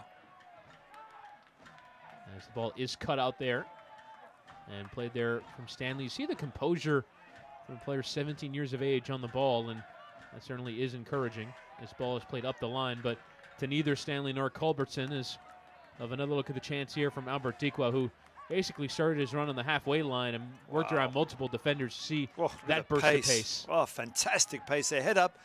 Corey does well. He can see the defenders running in front of him. He just just allows the ball to run past his legs. Pity, because it was a really great effort by Dikwa. Do you strike there and hope that it gets through the defender, or do you try and create that pocket of space when it's a really difficult touch to sort out? It's one of two. Either you swing with the right foot as it comes, or you allow it to run past you onto your left. He tried the latter, and it ran too far past. The idea was good, execution not as good. And that might just be the story of the season so far for Corey Herzog, who has scored tonight, but from the penalty spot has yet to score from open play this season, as Reynolds gives away the throw. Unchanged sides for both Swope Park and St. Louis entering the second half. It's given away there. Try to play back for Didic, and again Dikwa with an opportunity to run. Dikwa around Minter, pulled back, and the free kick is given. Minter just had to take matters into his own hands. Yeah, I think Didic is saying to Minter, hey, I had that covered, but Minter taking no chances. It'll be a free kick in a dangerous area here for St. Louis. And Dick was saying, hang on a second, ref, isn't that a yellow? Here we go. Once again, he's got the great running style. I didn't quite see much of a clip on the back of his heels, but he went down. Let's have a look here. Yeah, maybe there's a small touch. And it's a tug as well of the arm from Dikwa as well, from Minter. And then Dick was saying, surely that should be a yellow card. But once again, Anthony Pulis, credit to him for the change, taking Carl Gregg off and replacing him with Dikwa. You know, it was a big decision for the coach then. It's worked out absolutely brilliantly so far. In fact, if Dikwa keeps playing like that, that could change St. Louis's season. Certainly, based off his performance tonight, will have earned a place in the regular starting 11. Albert Dikwa wearing the number 10, the Cameroonian, as his Hilton to take the free kick is sent in low. It's cut out there in the penalty area. Well defended there by Swope Park. Might just have found a way through, as he'll come all the way back for Barden. As that free kick opportunity doesn't yield much of anything in the way of a creative chance. That wasn't a bad ball from the goalkeeper there. Knocked it all to 50 yards. Right forward. I think he was just getting bored. He came out of his box after he was bored. Herzog taking a bit of a knock there. Hope it's nothing serious. And earning the free kick as well. Here we go. We see it again. Defender earning it. Tries to tackle, sliding on the ground. Keeps the ball in play. Ooh, that was a little bit nasty there. Coming in with the raised foot. Yep. And that is from Rebillon as well, who is on a yellow. Ooh. Yeah, some nasty stuff going. Rebillon's going to be very, very careful. His first tackle could have been a red, and that could certainly have been a yellow. So he's skating on thin ice at the moment. But it will be a free kick for St. Louis again in a dangerous area. It's whipped in to the edge of the 6-yard area. It's cut out well, though, by Swope Park, but it does run all the way out for an Electro Savings corner. Good pressure here from St. Louis. Dikwa with a nice early quick corner. And it's sent into the area there by Stanley. And again cut out. Swope Park defending very well on set pieces at the moment. It's sent here for Reynolds. He's going to try and play to the feet of Culbertson. Does flick on for Herzog, who gets just enough on it to try and play Culbertson. Here is the number 5 for St. Louis. Another lovely bit of skill there. Tries to peel it back low, but another corner for St. Louis. It's an Electro Savings corner. If it wasn't for Dikwa, then I think Culbertson would be my man of the match so far. He's been brilliant down the left-hand side, creating opportunities, getting crosses in, put in a really fantastic shift so far. And now another corner for Lewis Hilton. Come from this near side. It's mainly been Hilton and Stanley on corners, as I believe the referee will again have to sort out some contact in the penalty area before we get this corner in. Michael Ratchuk just sorting things out. Did award a penalty to St. Louis earlier after denying them one earlier in the match, as it does come in towards that back post. Getting something on it was Dikwa Kavita in there as well, but neither African can direct it on the target. Yeah, once again, better from St. Louis at set pieces. At least they're getting on the end of them. Nothing came of that, but they're threatening. It's a promising situation. Oh, the goalkeepers in Dejas once again taking risks at the back. He has a few times, and at times his distribution has not been the best. That's kind of the mark of modern keeping, though, isn't it, Gary? You see, yeah, to some degree. You know, I get playing out from the back, but the moment you start to have difficulty with the ball and you might lose it to a striker, that's when you can't take any further risks. As Barry will cut towards the byline, just trying to keep it in play, and it is a goal kick in the end. See, here's the thing about keepers. if you keep possession at the back, does it bring you a goal? Just watching the ball, yeah, good defending, pushes him out there, puts him under enough pressure to get the goal kick. If you make a mistake, it's almost inevitably a goal. Whereas if you play the ball out the back, you've still got another 90 yards to go to score a goal. So the risk-reward system isn't right for a goalkeeper to take too many risks. I know Pep Guardiola and others might argue with me, but I see it from a goalkeeper's point of view. You get hammered if you make mistakes. Therefore, your job is not to make mistakes. Now a bit of pressure here for Sam Fink. It's a similar case as well for center backs playing out from the back as well. And Fink there just leaving it for his goalkeeper to send clear. But centre backs always have the goalkeeper to get them out of jail. Of the goalkeeper, you've got nobody behind you. Just ask one certain Carrius who tried to throw the ball out past Benzema. Yes, indeed. Are you saying, though, that the keeper will, no matter what, always get blamed? Was that? Oh, yeah. Oh, yeah. Trust me, I know. From bitter experience. Well played there by Marr, who just tries to dink it, I believe, into his own path. Cut out, though, well. And again by Barden. And coming together between Silva and Hilton. Silva with a couple of aggressive challenges, but play on. Finally, the ball hits the ground after about 8 or 9 headers or aerial balls, and will come out for Graham Smith. Part of the back four with Parker Marr, Amr Dedic, and Colton Storm. Midfield three of that man, Mateo Silva. Coming back there to play the ball is Wilson Harris, the striker tonight for Swope Park Rangers. And it's a good ball out wide here for Colton Storm, who'll cut towards the byline, tries to peel it back, came off of Stanley, might still be on. It's for Stanley to play, and he just boots it into the proverbial rosette. Left there by Rebellon for Haji Berry. Back for Silva. And now Chase Minter is part of that midfield three with Silva and Rebellon. Up front, Tyler Blackwood, the native of London, along with Haji Berry and Wilson Harris for Swope Park Rangers. 10 minutes gone in the second half as the cross sent in by Storm. That was dangerous. Blackwood was arriving, but cut out well. On the other side of it, Minter to try and peel it back towards the area.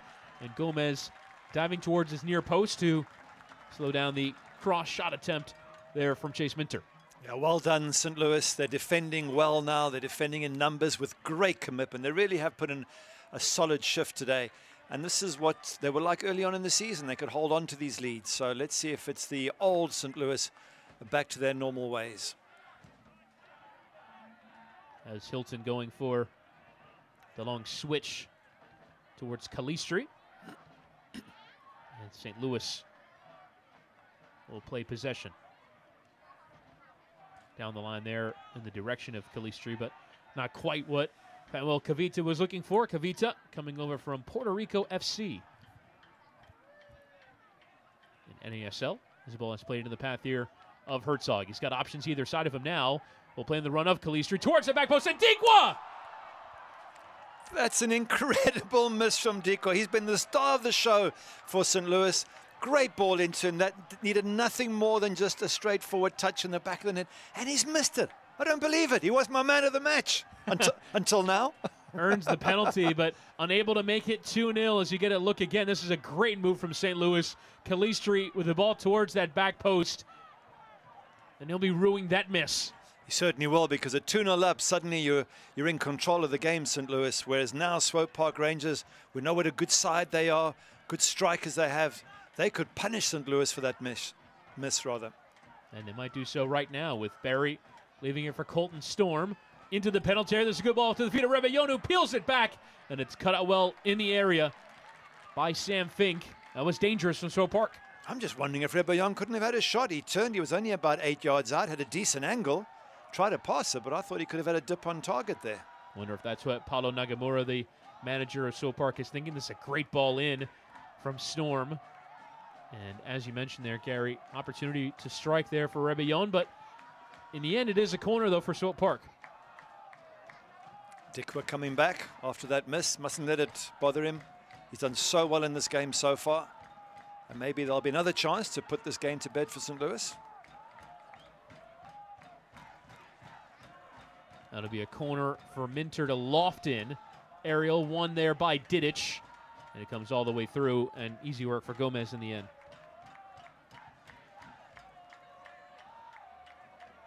Yep, coming up to the 2/3 mark in this game. So, so far, good for St. Louis. But if I'm Swope Park Rangers, I'm thinking, okay, I've got half an hour left. Let's raise the ante here. Let's start getting stuck in. Let's get more shots on target. Let's raise the game. They know they've got the ability. They've just got to give their strikers a bit more service. Parker Marr.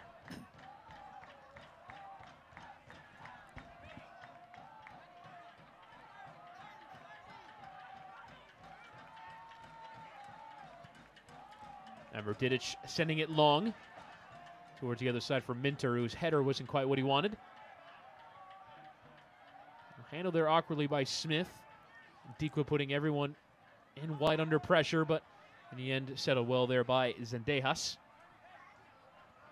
Does have 16 career clean sheets with Swope Park, including 2 this year.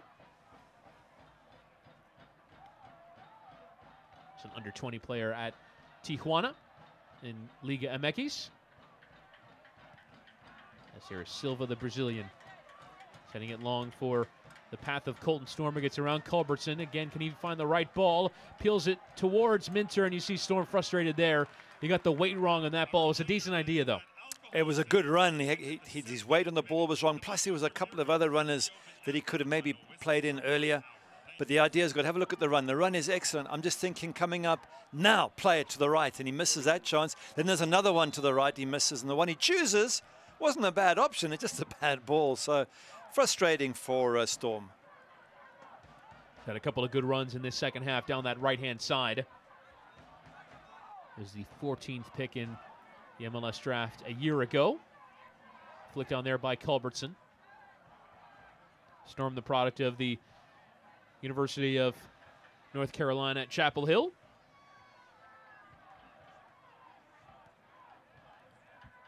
Made 30 appearances last year for Swope Park at the back.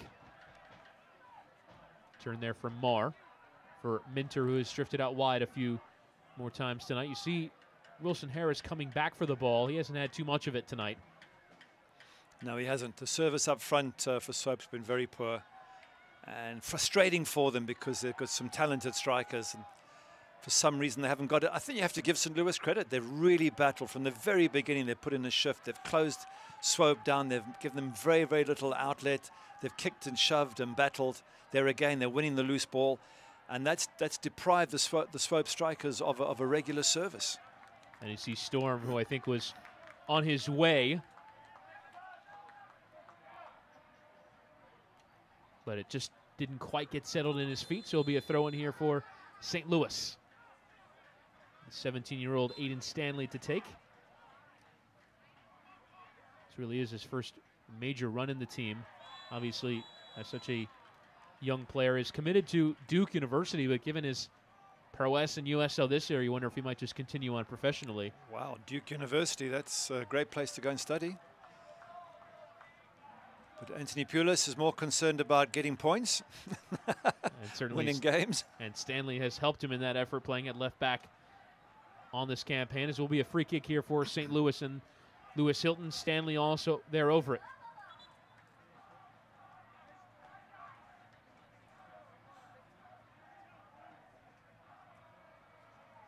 So it will be Hilton who will probably swing this in from this near side. Referee again just sorting things out. Bit of physicality in the penalty areas. Hilton will take it. It's a dangerous one. Came all the way through. On that near post there was Storm, and Herzog got a head onto it, but it went sailing over the bar. That's a wonderful free kick. Knocked right into the danger area. Very difficult for the keeper to come and get that. And Herzog so nearly gets on the end of it. Those sort of free kicks always cause defenses a load of trouble. That's a great ball in from Lewis Hilton. Touch there by Rebellon. That was quite a shove there from Jonathan Barden, and it's going to earn him yellow. Yeah, Rebellon again. He seems to be in the middle of all the little antics going on. And I don't think we've seen the end of all of this. I think Rebellion's name's going to come up again before the end of this game. And central midfield has been a heavily contested area of this game. Barden and Hilden, the two central midfielders with yellows, and Silva and Rebellon for Swope Park in central midfield also earning yellows. You see there, that was fairly straightforward decision for Michael Ratchuk. But Barden does make amends by cutting out the ensuing service off the free kick. Reynolds now going to be put under pressure. Let's play out well to Culbertson. Could have sent Stanley on his way, but the ball a bit behind him. Now St. Louis, we saw earlier a bit of time-wasting tactics from Gomez. They'll certainly be keen to see the seconds come off, but 25 minutes left to play here in the second half. They might want to press on and try and get a second. It's a good ball there from Barden. And Calistri into the channel for Dikwa. We've seen Dikwa beat multiple Swope Park defenders for pace. The cross in towards Herzog, whose touch hits the post. And another quality opportunity, and again, an opportunity on the doorstep goes begging for St. Louis. It certainly does. What a great opportunity, what a great chance. And Dikwa with the cross once again. That combination, Dikwa and Herzog, absolutely brilliant. Hits the post, so unlucky. But all the time it remains 1-0. There's hope for Swope Park Rangers. As Hilton sends it on towards Dikwa, as again, another opportunity for St. Louis. We saw the cross sent in by Calistri to find Dikwa, and now Dikwa finding Herzog, and two golden opportunities. And you just wonder if St. Louis might be made to pay for it if Swope Park Rangers can find a goal. Let's have a look at it again. Dikwa does absolutely brilliant. Doesn't have to beat his man. Bends the ball around. Herzog reads it perfectly. That is unlucky, and it's very similar to Carl Gregg's goal that he scored in the away match when they drew 1-1. Same thing. Ball bend into the box, gets on the end of it. So close for Corey Herzog. He's been good this match. And that's actually one of the things that, being in person, you do see the difference. You think, well, how come Herzog doesn't tuck that in? That ball is coming in at a rate of speed that's difficult to direct. So he's just trying to get a foot onto it, and he does, and just hits the frame of the goal. No, absolutely. It's very, very difficult to direct that. It's a wonderful ball in. And but once again, it's Dikwa who's doing all the creating, and Dikwa is causing the problems. And he showed you there, you don't have to dribble past someone to put a good ball into the box. And you also saw there the fear from Swope Park and their defender that they don't want to come onto him because Dikwa can beat them for pace. As it will be Mateus Silva who will come off now for Swope Park, and I believe it'll be a debut for 2018 for Roman Knox, who will come on, the 18-year-old native of Kansas City. He's trained with the Swope Park side, but now makes the debut. Another academy product who's getting his first opportunity now with Swope Park, and we'll have 25 minutes here to make an impact as just a little bit of a hydration break with Barden going down. I believe it looked like with cramp just a few minutes ago, but either way, it's Knox on and Mateus Silva, the Brazilian, off. So another opportunity for an academy product who's been with the academy since 2011, made his way through the youth teams, and now going to come on here in the center of the park for Swope Park Rangers. Wonderful to see. Great young talent coming through, and can he make a change in this match? You know, to be fair, Swope Park Rangers have been let off the hook. Two great opportunities for St. Louis to go 2 up, and they've once hit the post, and one was a bad miss by Dikwa. And all the time that happens as a player, you're thinking, well, you know what, at 1-0, they've had the chances and missed them. Maybe the chances come our way.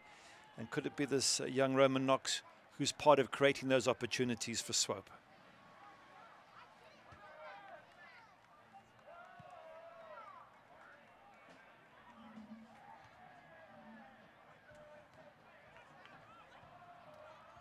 Multiple headers coming in, might still fall for Dikwa, who does get a touch to it. In ahead of Didic. Dikwa has tormented poor Amr Didic various times tonight. As Dikwa then goes down on the edge of the area, and I believe it's Rebellon who took him. Oh, if it's Rebellon, and that's red. red. Yellow. That is indeed. It's going to be a sending off for Brian Rebellon. He's off. Did I say to you 5 minutes ago we'd hear from him again? It's been that sort of match for Rebellon. He's been involved in all the little off-the-ball incidents, and It's not, yeah, he tackles him, he gets him, it's late, he's missed the ball, and... It's a yellow card in other instances. Is it enough for you to be a second yellow card? But the second yellow it shouldn't make any difference. There's no, like, the second yellow has to be a lot worse than a normal yellow. But to be fair, he's got away with a few other things as well. But yeah, in the end, it's a yellow given. Bye-bye, Rebellon. And we did say, be careful, son. You've been involved in a lot of incidents. Just now, you'll go one step too far, and he has. Now, for poor Swope Park Rangers, down to 10 men. This is a whole different ball game now. 1-0 down and down to 10 men. And, of course, all the sympathy in the world there from the St. Louis supporters. He's quite lucky he didn't have to walk through the St. Louligans to get back to the locker room. Did have to walk through the stand. Again, imagine that setup in other countries in the world. A player gets sent off and has to walk through the supporters to get to the dressing room. No. You wouldn't survive. In England, you wouldn't survive. And it will be a free kick in a fairly dangerous area as well. So, again, St. Louis now with an opportunity to get their second. They've let a few chances go. But now with Swope Park down to 10, and a free kick here. Let's see what they can manage out of it. Hilton to take it again. Sente with plenty of pace on it. Low driving through the area. Herzog, the intended target, but cut out well there by Swope Park. It'll be a corner. Yeah, basically what they're trying to do with that sort of free kick is knock it into an area where the ball, if it misses everyone, goes in the back of the net. Have a look. It's on target. And what they're saying is if everyone misses it, it goes in. If someone gets a touch, it might go in. Obviously, if a defender gets there first, then it gets booted out. Now the Electro Savings corner. We've had many of them. And again, Hilton will swing it in. It does come in again towards that near post. Will fall on the edge of the area for Stanley, who goes through it. And then on the follow, just a bit of a coming together there between Stanley and Tyler Blackwood there in the penalty area.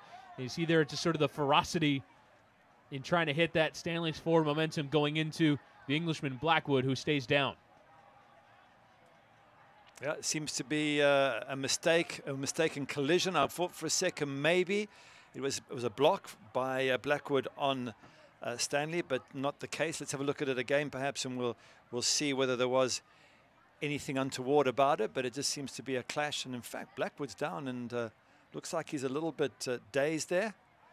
Let's have a look at it again. Here we go. He hits the ball, and then Blackwood's got his back to it, and then there's a clash of heads there. Oh, yeah. Yeah, totally innocuous. Blackwood didn't even know what was happening behind him, and Aidan Stanley was busy looking to see where his shot had gone.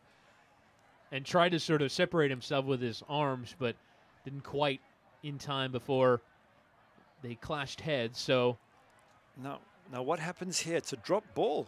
So who's going to contest? Have a look here, slow-mo, and there's the clash of heads. I think it'll just be a goal kick in the end off of what happened with Stanley. I think the ball had gone out already. Yeah. You're right. Yeah, I'm thinking it's still in play. Sure.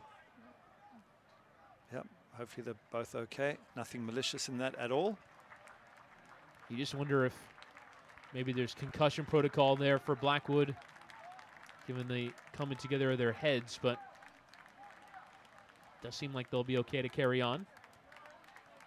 It wasn't too bad a collision. They're sort of both slowed down. Yeah, they got a nice little high five to each other. They're nothing malicious at all in that, and their sort of momentum had slowed down. If it had happened at full run, then it could have been a whole different story. Sure. As here is Minter. There you see Roman Knox with quite a job to do now. 18-year-old, first match for a professional side, and now he's got to come on and be the holder in a midfield with one less body. After Rebellon gets sent off. As you mentioned, Gary, it kind of had been coming.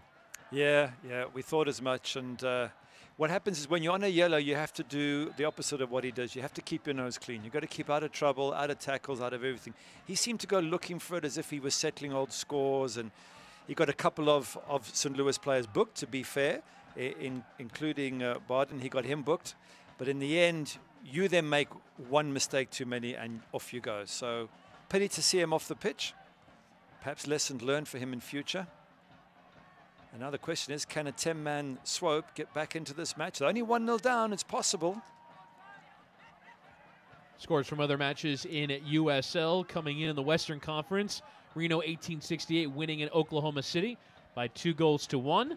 San Antonio winning with a 93rd minute winner from Alex Bruce, beating Portland Timbers 2. Fresno leading Seattle Sounders 2 by 1-0 at the moment. The goal on that one coming from Juan Pablo Cafa from the penalty spot. Still to come tonight, 11 o'clock kickoffs in Sacramento and Vegas as the ball is in the area. Storm peeling it back aerially, but cut out well. Here's Knox. You see there Parker Marr coming forward. You will see some numbers coming in the attack with Swope Park needing a goal, down a man after Brian Rebellon was sent off. Ball is played into the area. Fairly dangerous for Blackwood. And again, Gomez just going to take as much time as he possibly can to pick up the ball. Yeah, Swope doing well. Down to 10 men and pushing forward, positive, putting pressure on high up here. Working hard. As Stanley's going to play it into the channel for Dikwa to run onto it, but he had drifted offside. Yep, he had drifted offside, but these runs worry the back four of Swope because Dick was always hovering right on that final advantage line. And another Swope Park debut for Sean Karani, the 17-year-old. Another local product out of Wichita, Kansas, with the academy since 2015. As it will be a change here for Swope Park Rangers, their second of the match, and it is a substitution presented by G&W Meats.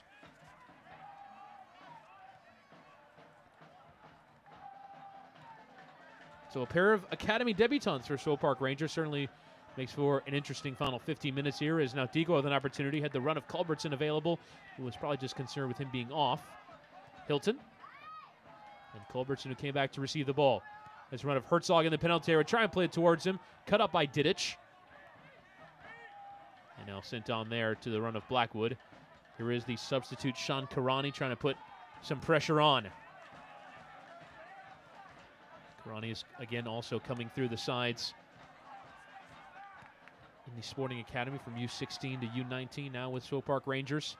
As the ball is head out of play there by Graham Smith. You saw there getting ready to come on was Kyle Gregg, St. Louis's top scorer. We'll see who will make way.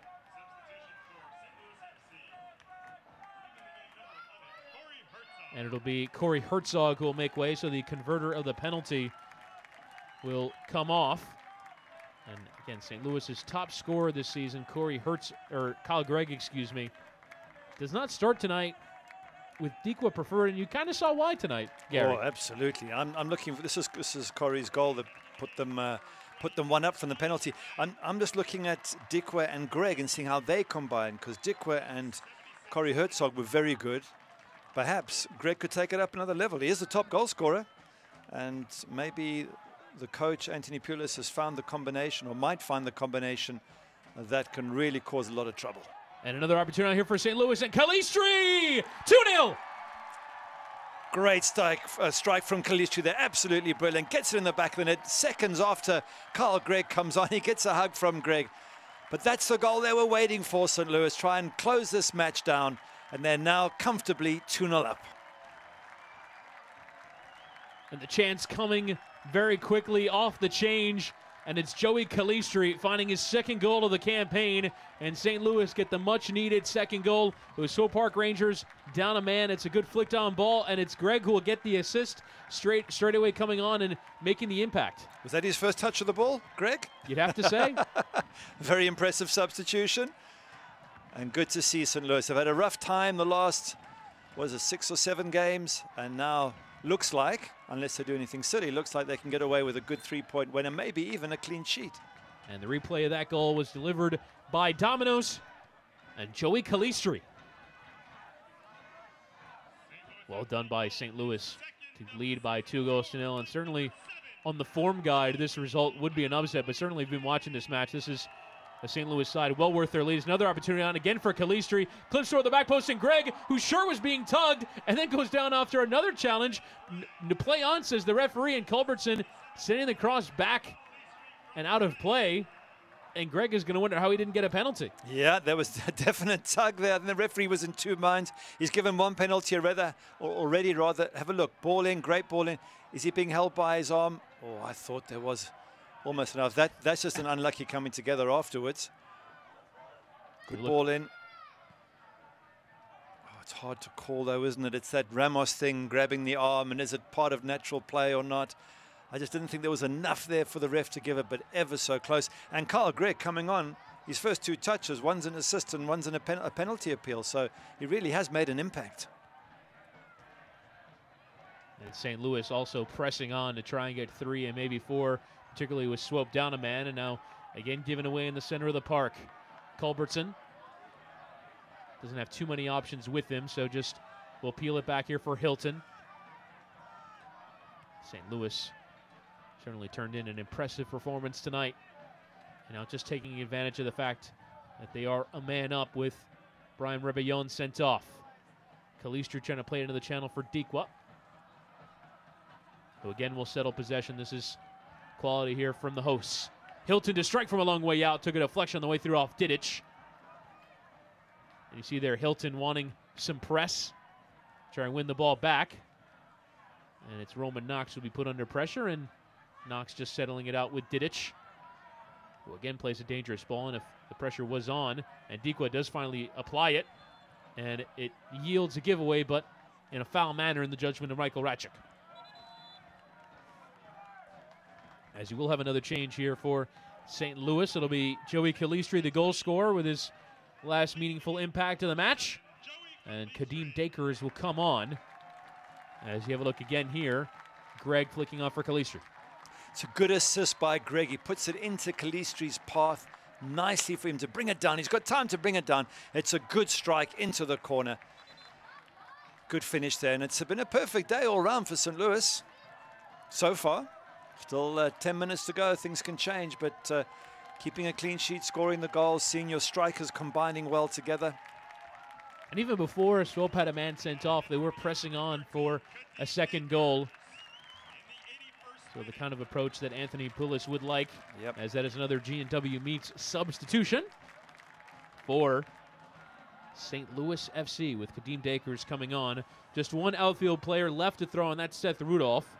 And you wonder with the shift that Dikwa has put in tonight, he might just earn himself a round of applause. And a win. This win puts St. Louis sort of onto level 7/8th position on points anyway, which means they're just virtually in the playoff positions. And from here they can build. The way they play today, they can build and go higher up that ladder. But once you're in the top 8 or thereabouts, it must be a much more comfortable feeling than struggling in 10th position where they are at the moment, or have been. As Culbertson tried to find the run of Dikwa, but it was cut out. And actually a bit hard done by that result in San Antonio. It was 1-1 for 92 minutes before San Antonio notched the winner. That right now has them on 17 points. St. Louis would be on 17 with a victory, so 3 teams level on 17 for the final playoff spot. Colorado Springs currently sits 8th based off the tiebreaker, which is wins. 5 compared to 4-4 for St. Louis and San Antonio. But Colorado Springs are in action later on tonight. They are away in Las Vegas. So if we say this nicely for St. Louis, they are tied in 8th position if you ignore goal difference. Right, and the other tiebreaker being wins. They're 9 goals off of Colorado Springs on goal difference. So maybe a few more. You're playing a team that's down to 10. There's some young players out on the pitch. Maybe goal difference is a consideration in trying to press on here if you're St. Louis. I think also confidence. When you've had a really bad run like St. Louis, you want to keep a clean sheet firstly. You also want to get a whole ton of goals. You want to lift that locker room. Look, they'll be happy with 2-0, don't get me wrong. But a 3-0 or 4-0 just adds a little bit more extra confidence and belief in the team.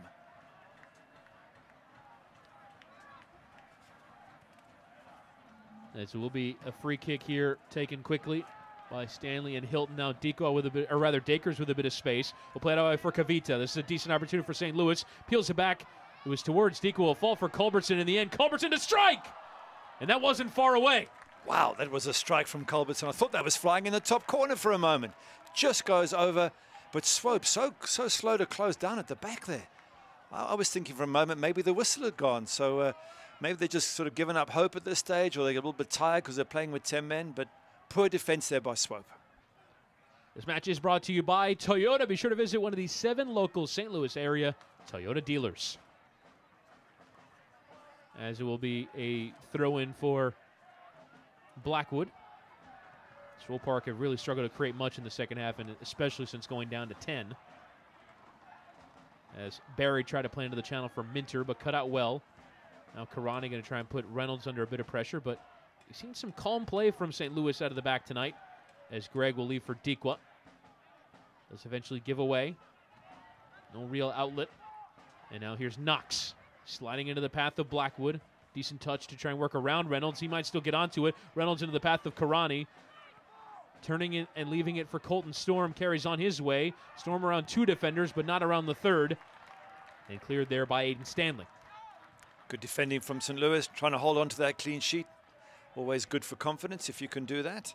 And I think a lot of defenders and certainly goalkeepers take huge pride in keeping a clean sheet. And we've seen Colton Storm do well coming forward and trying to find that final ball. See Anthony Poulos applauding there the effort of Kyle Gregg. And you wonder, Gary, is again Dikwa putting Swope Park under a bit of pressure. If Kyle Gregg is the leading goal scorer for St. Louis, why wouldn't he be the first name on the team sheet? And I think you kind of saw it tonight with the effort that Herzog and Dikwa put in wide. And also rotation. I guess it's a busy season. You're playing Wednesday and on the weekend, Saturdays, and players need a rest. So maybe he felt that Kyle Gregg could do with time on the bench.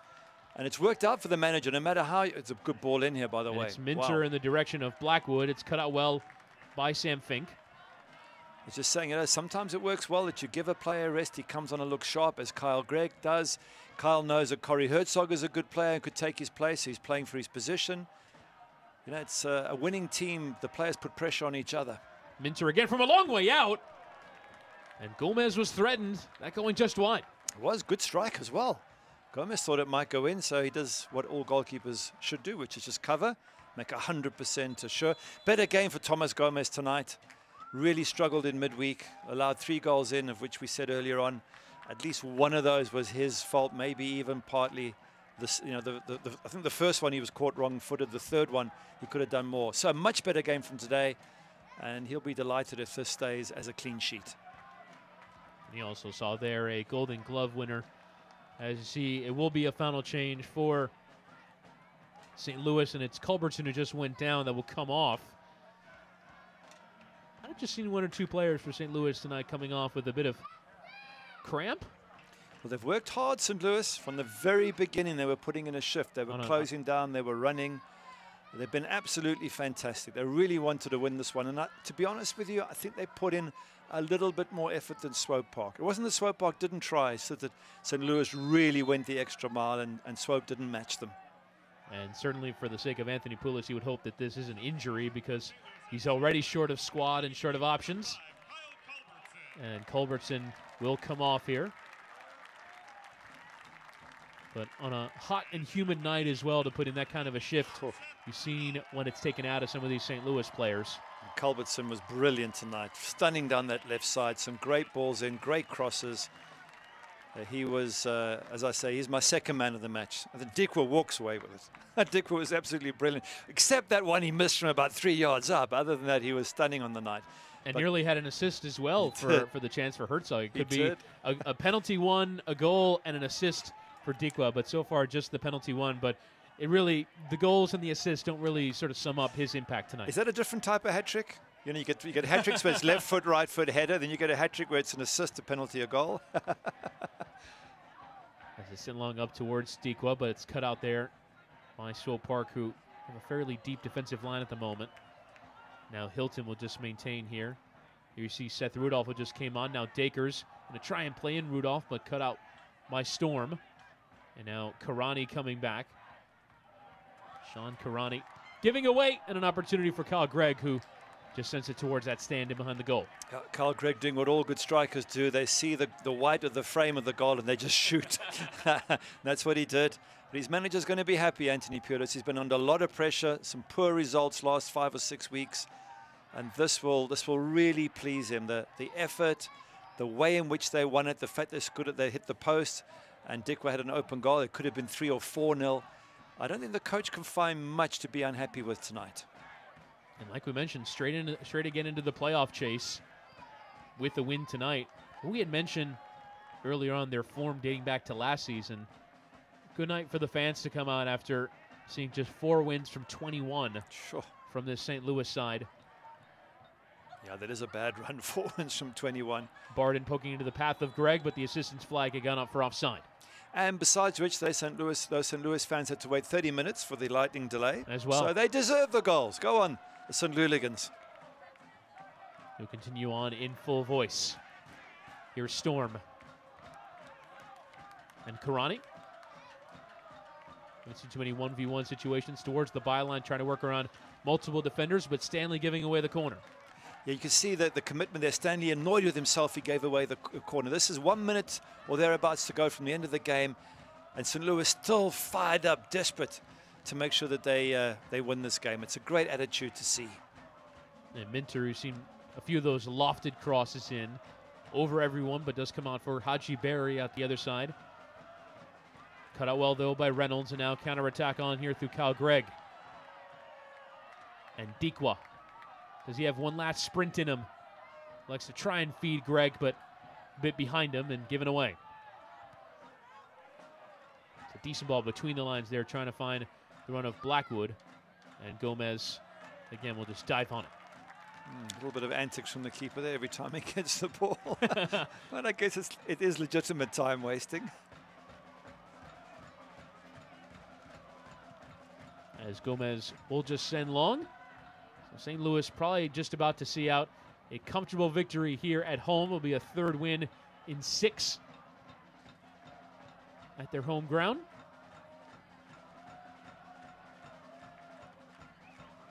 Also a 2-goal performance. Haven't seen too many of those on the campaign from St. Louis, as there will be 4 minutes to be added on at the end of this one. Again, the goals coming courtesy of Herzog from the penalty spot and Joey Calistri.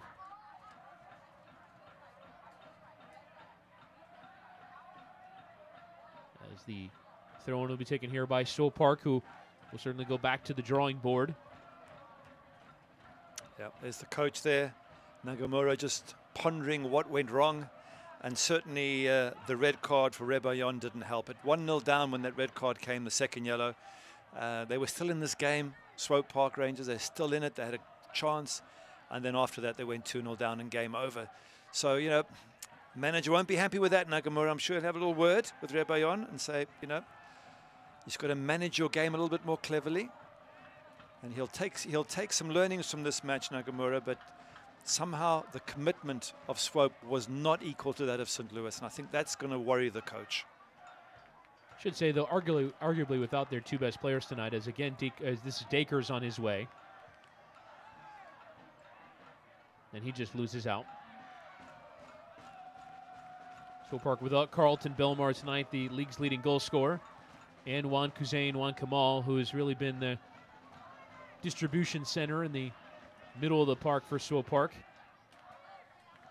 And without the 2 of them tonight, not even named in the 23-man squad either.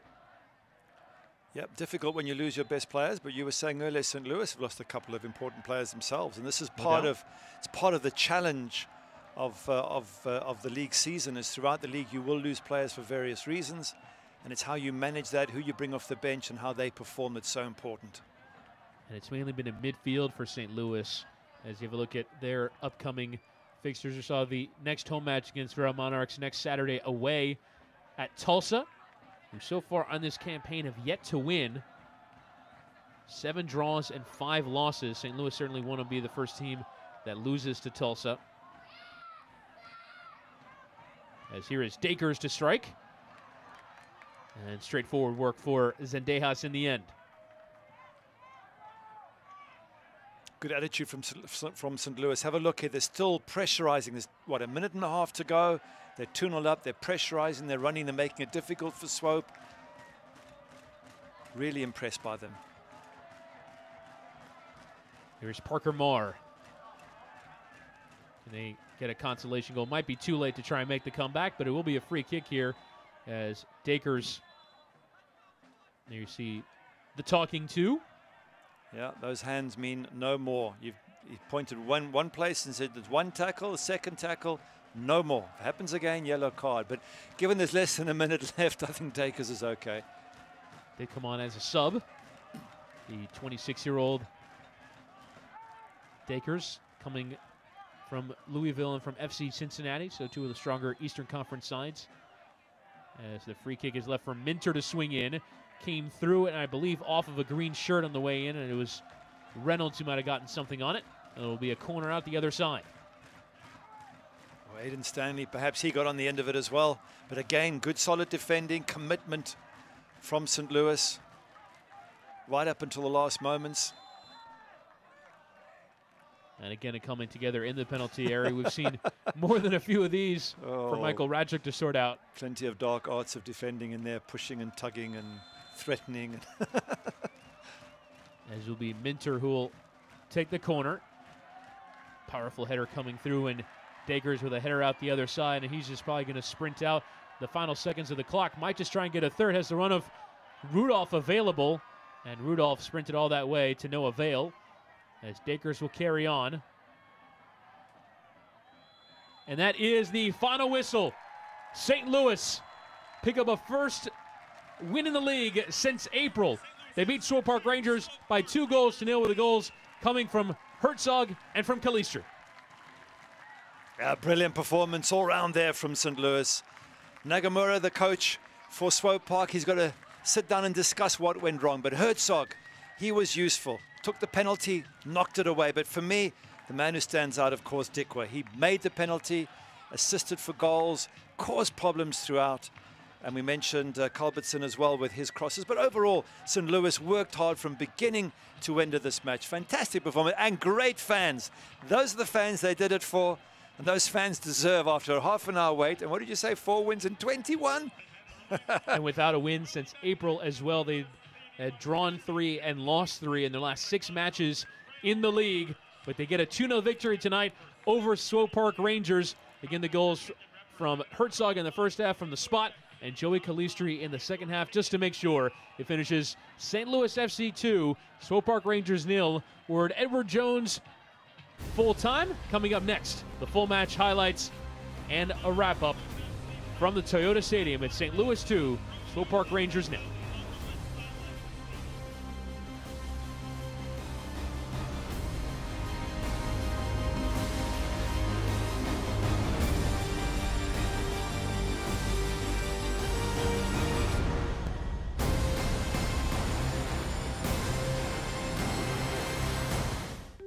When you need quality electrical work for your home or business, look to theelectricalconnection.org.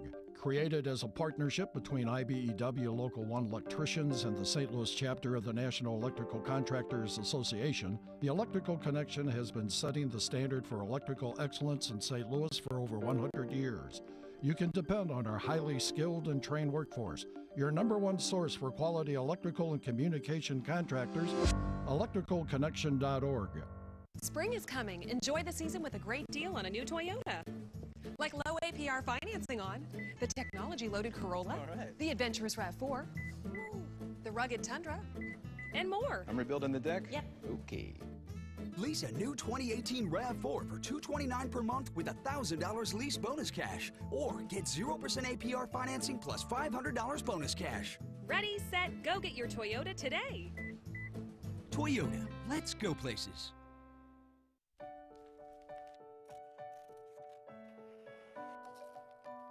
A lottery ticket is so much more than a piece of paper. It's wonder, opportunity, dreams. And not just for players. 100% of the profits from every Missouri lottery ticket you play goes back to schools, teachers, and students. Play it forward with the Missouri Lottery. At Edward Jones full time, it is St. Louis 2, Swope Park Rangers 0. This is the post-game show presented by Edward Jones, Chris Whittingham, alongside the former Manchester United goalkeeper Gary Bailey.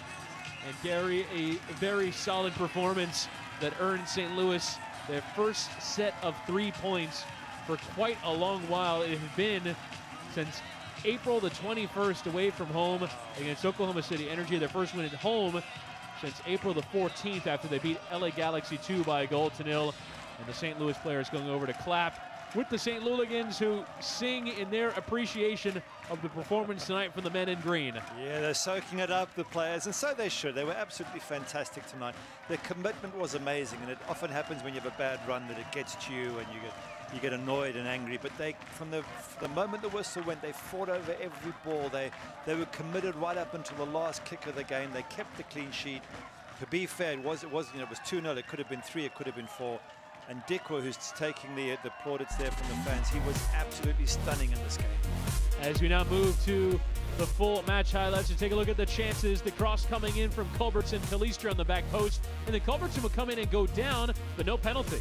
I thought it was a pen. Look at Culbertson, foot comes out from Didic. Yeah, it's a pen. Down he goes, and look at him, he's fuming that he wasn't given it. I definitely think that is a penalty on that viewing. I feel like there was confusion about whether or not he got the ball, but this would be a penalty. Dikwa going down under the challenge of Storm and Didic. That'd be Herzog who would step up to the spot. Yeah, Didic again lunging in where he probably didn't need to, but Dikwa so dangerous. Herzog gets his second goal of the season, and suddenly St. Louis are in the lead. Corey Herzog sending Adrian Sendejas the wrong way, taking the appreciation of the supporters over there by that corner. Here'd be a dangerous opportunity for Swope Park. Opportunity coming in, dealt with there by Gomez. A few more chances with Blackwood sliding in Rebellon, who tried to peel back towards Harris, who didn't have too much of the ball tonight. Dealt with in the end by Fink and Gomez. Yeah, good defending all round by St. Louis, and going forward, super sharp, and what a chance for Dikwa. How does my man of the match miss it from there? I don't know. What a great chance. Peel back to that back post from Calistri, and Dikwa unable to convert. Now Dikwa would be the one who has his service let down there by Herzog, who hits the post. Yeah, Herzog coming very close, difficult to angle that. But a lovely ball in from Dikwa once again. Absolutely brilliant for number 10. And here would be the goal. Stanley trying to bring it into the penalty area. Greg leaving it for Calistri. Brilliant finish from Calistri, but Greg setting him up so well. A caress ball to Calistri, can bring it down, gets it on target, and they're looking fantastic. There's Culbertson. I thought this was in the back of the net. What a strike there was, just clears the crossbar. Yeah, I thought that was headed for the postage stamp in the top corner as well, but just flying over the bar. Here would be a chance for Minter from a long way out, but it would have just been a consolation goal. Swope Park did not create a whole heck of a lot. As you have a look here at our full match stats, possession favoring Swope Park, but that no indication of the way this match played out. Yeah, it was St. Louis in control all along, but again, to be fair, I felt at 1-0 there was still a chance for Rangers to get back into it until Rebellon gets set off. When he gets his second yellow, suddenly Rangers are chasing the game. They're 1-0 down, they're one player down, and that's when St. Louis get the second, and then it was game over. So well done, St. Louis, absolutely brilliant. Swope Park Rangers back to the drawing board. One, how not to get sent off, and two, how to give your strikers a few more chances. Yeah, that was the incident we didn't show you in the full-time highlights, was Rebellon getting sent off for Swope Park, picking up a second yellow card. As you see again, the scenes post-match, brilliant stuff to see here in USL, magic. With the St. Louis FC players applauding their supporters over in that corner where the St. Louligans are at the Toyota Stadium. Once again, it finishes St. Louis 2, Swope Park Rangers nil. A clean sheet for St. Louis, a first of the campaign for goalkeeper Gomez, and getting the 2 goals to go with it as well. That'll just about do it for us, for our terrific crew here at the USL. For our broadcast partner, Gary Bailey, my name is Chris Whittingham. Once again, the goals coming from Herzog and from Calistri. It's a first win since April the 21st for St. Louis FC, who are now in and around the playoff places in the Western Conference. That'll just about do it for us. Once again, your final score, St. Louis FC 0, St. Louis FC 2, Swope Park Rangers 0.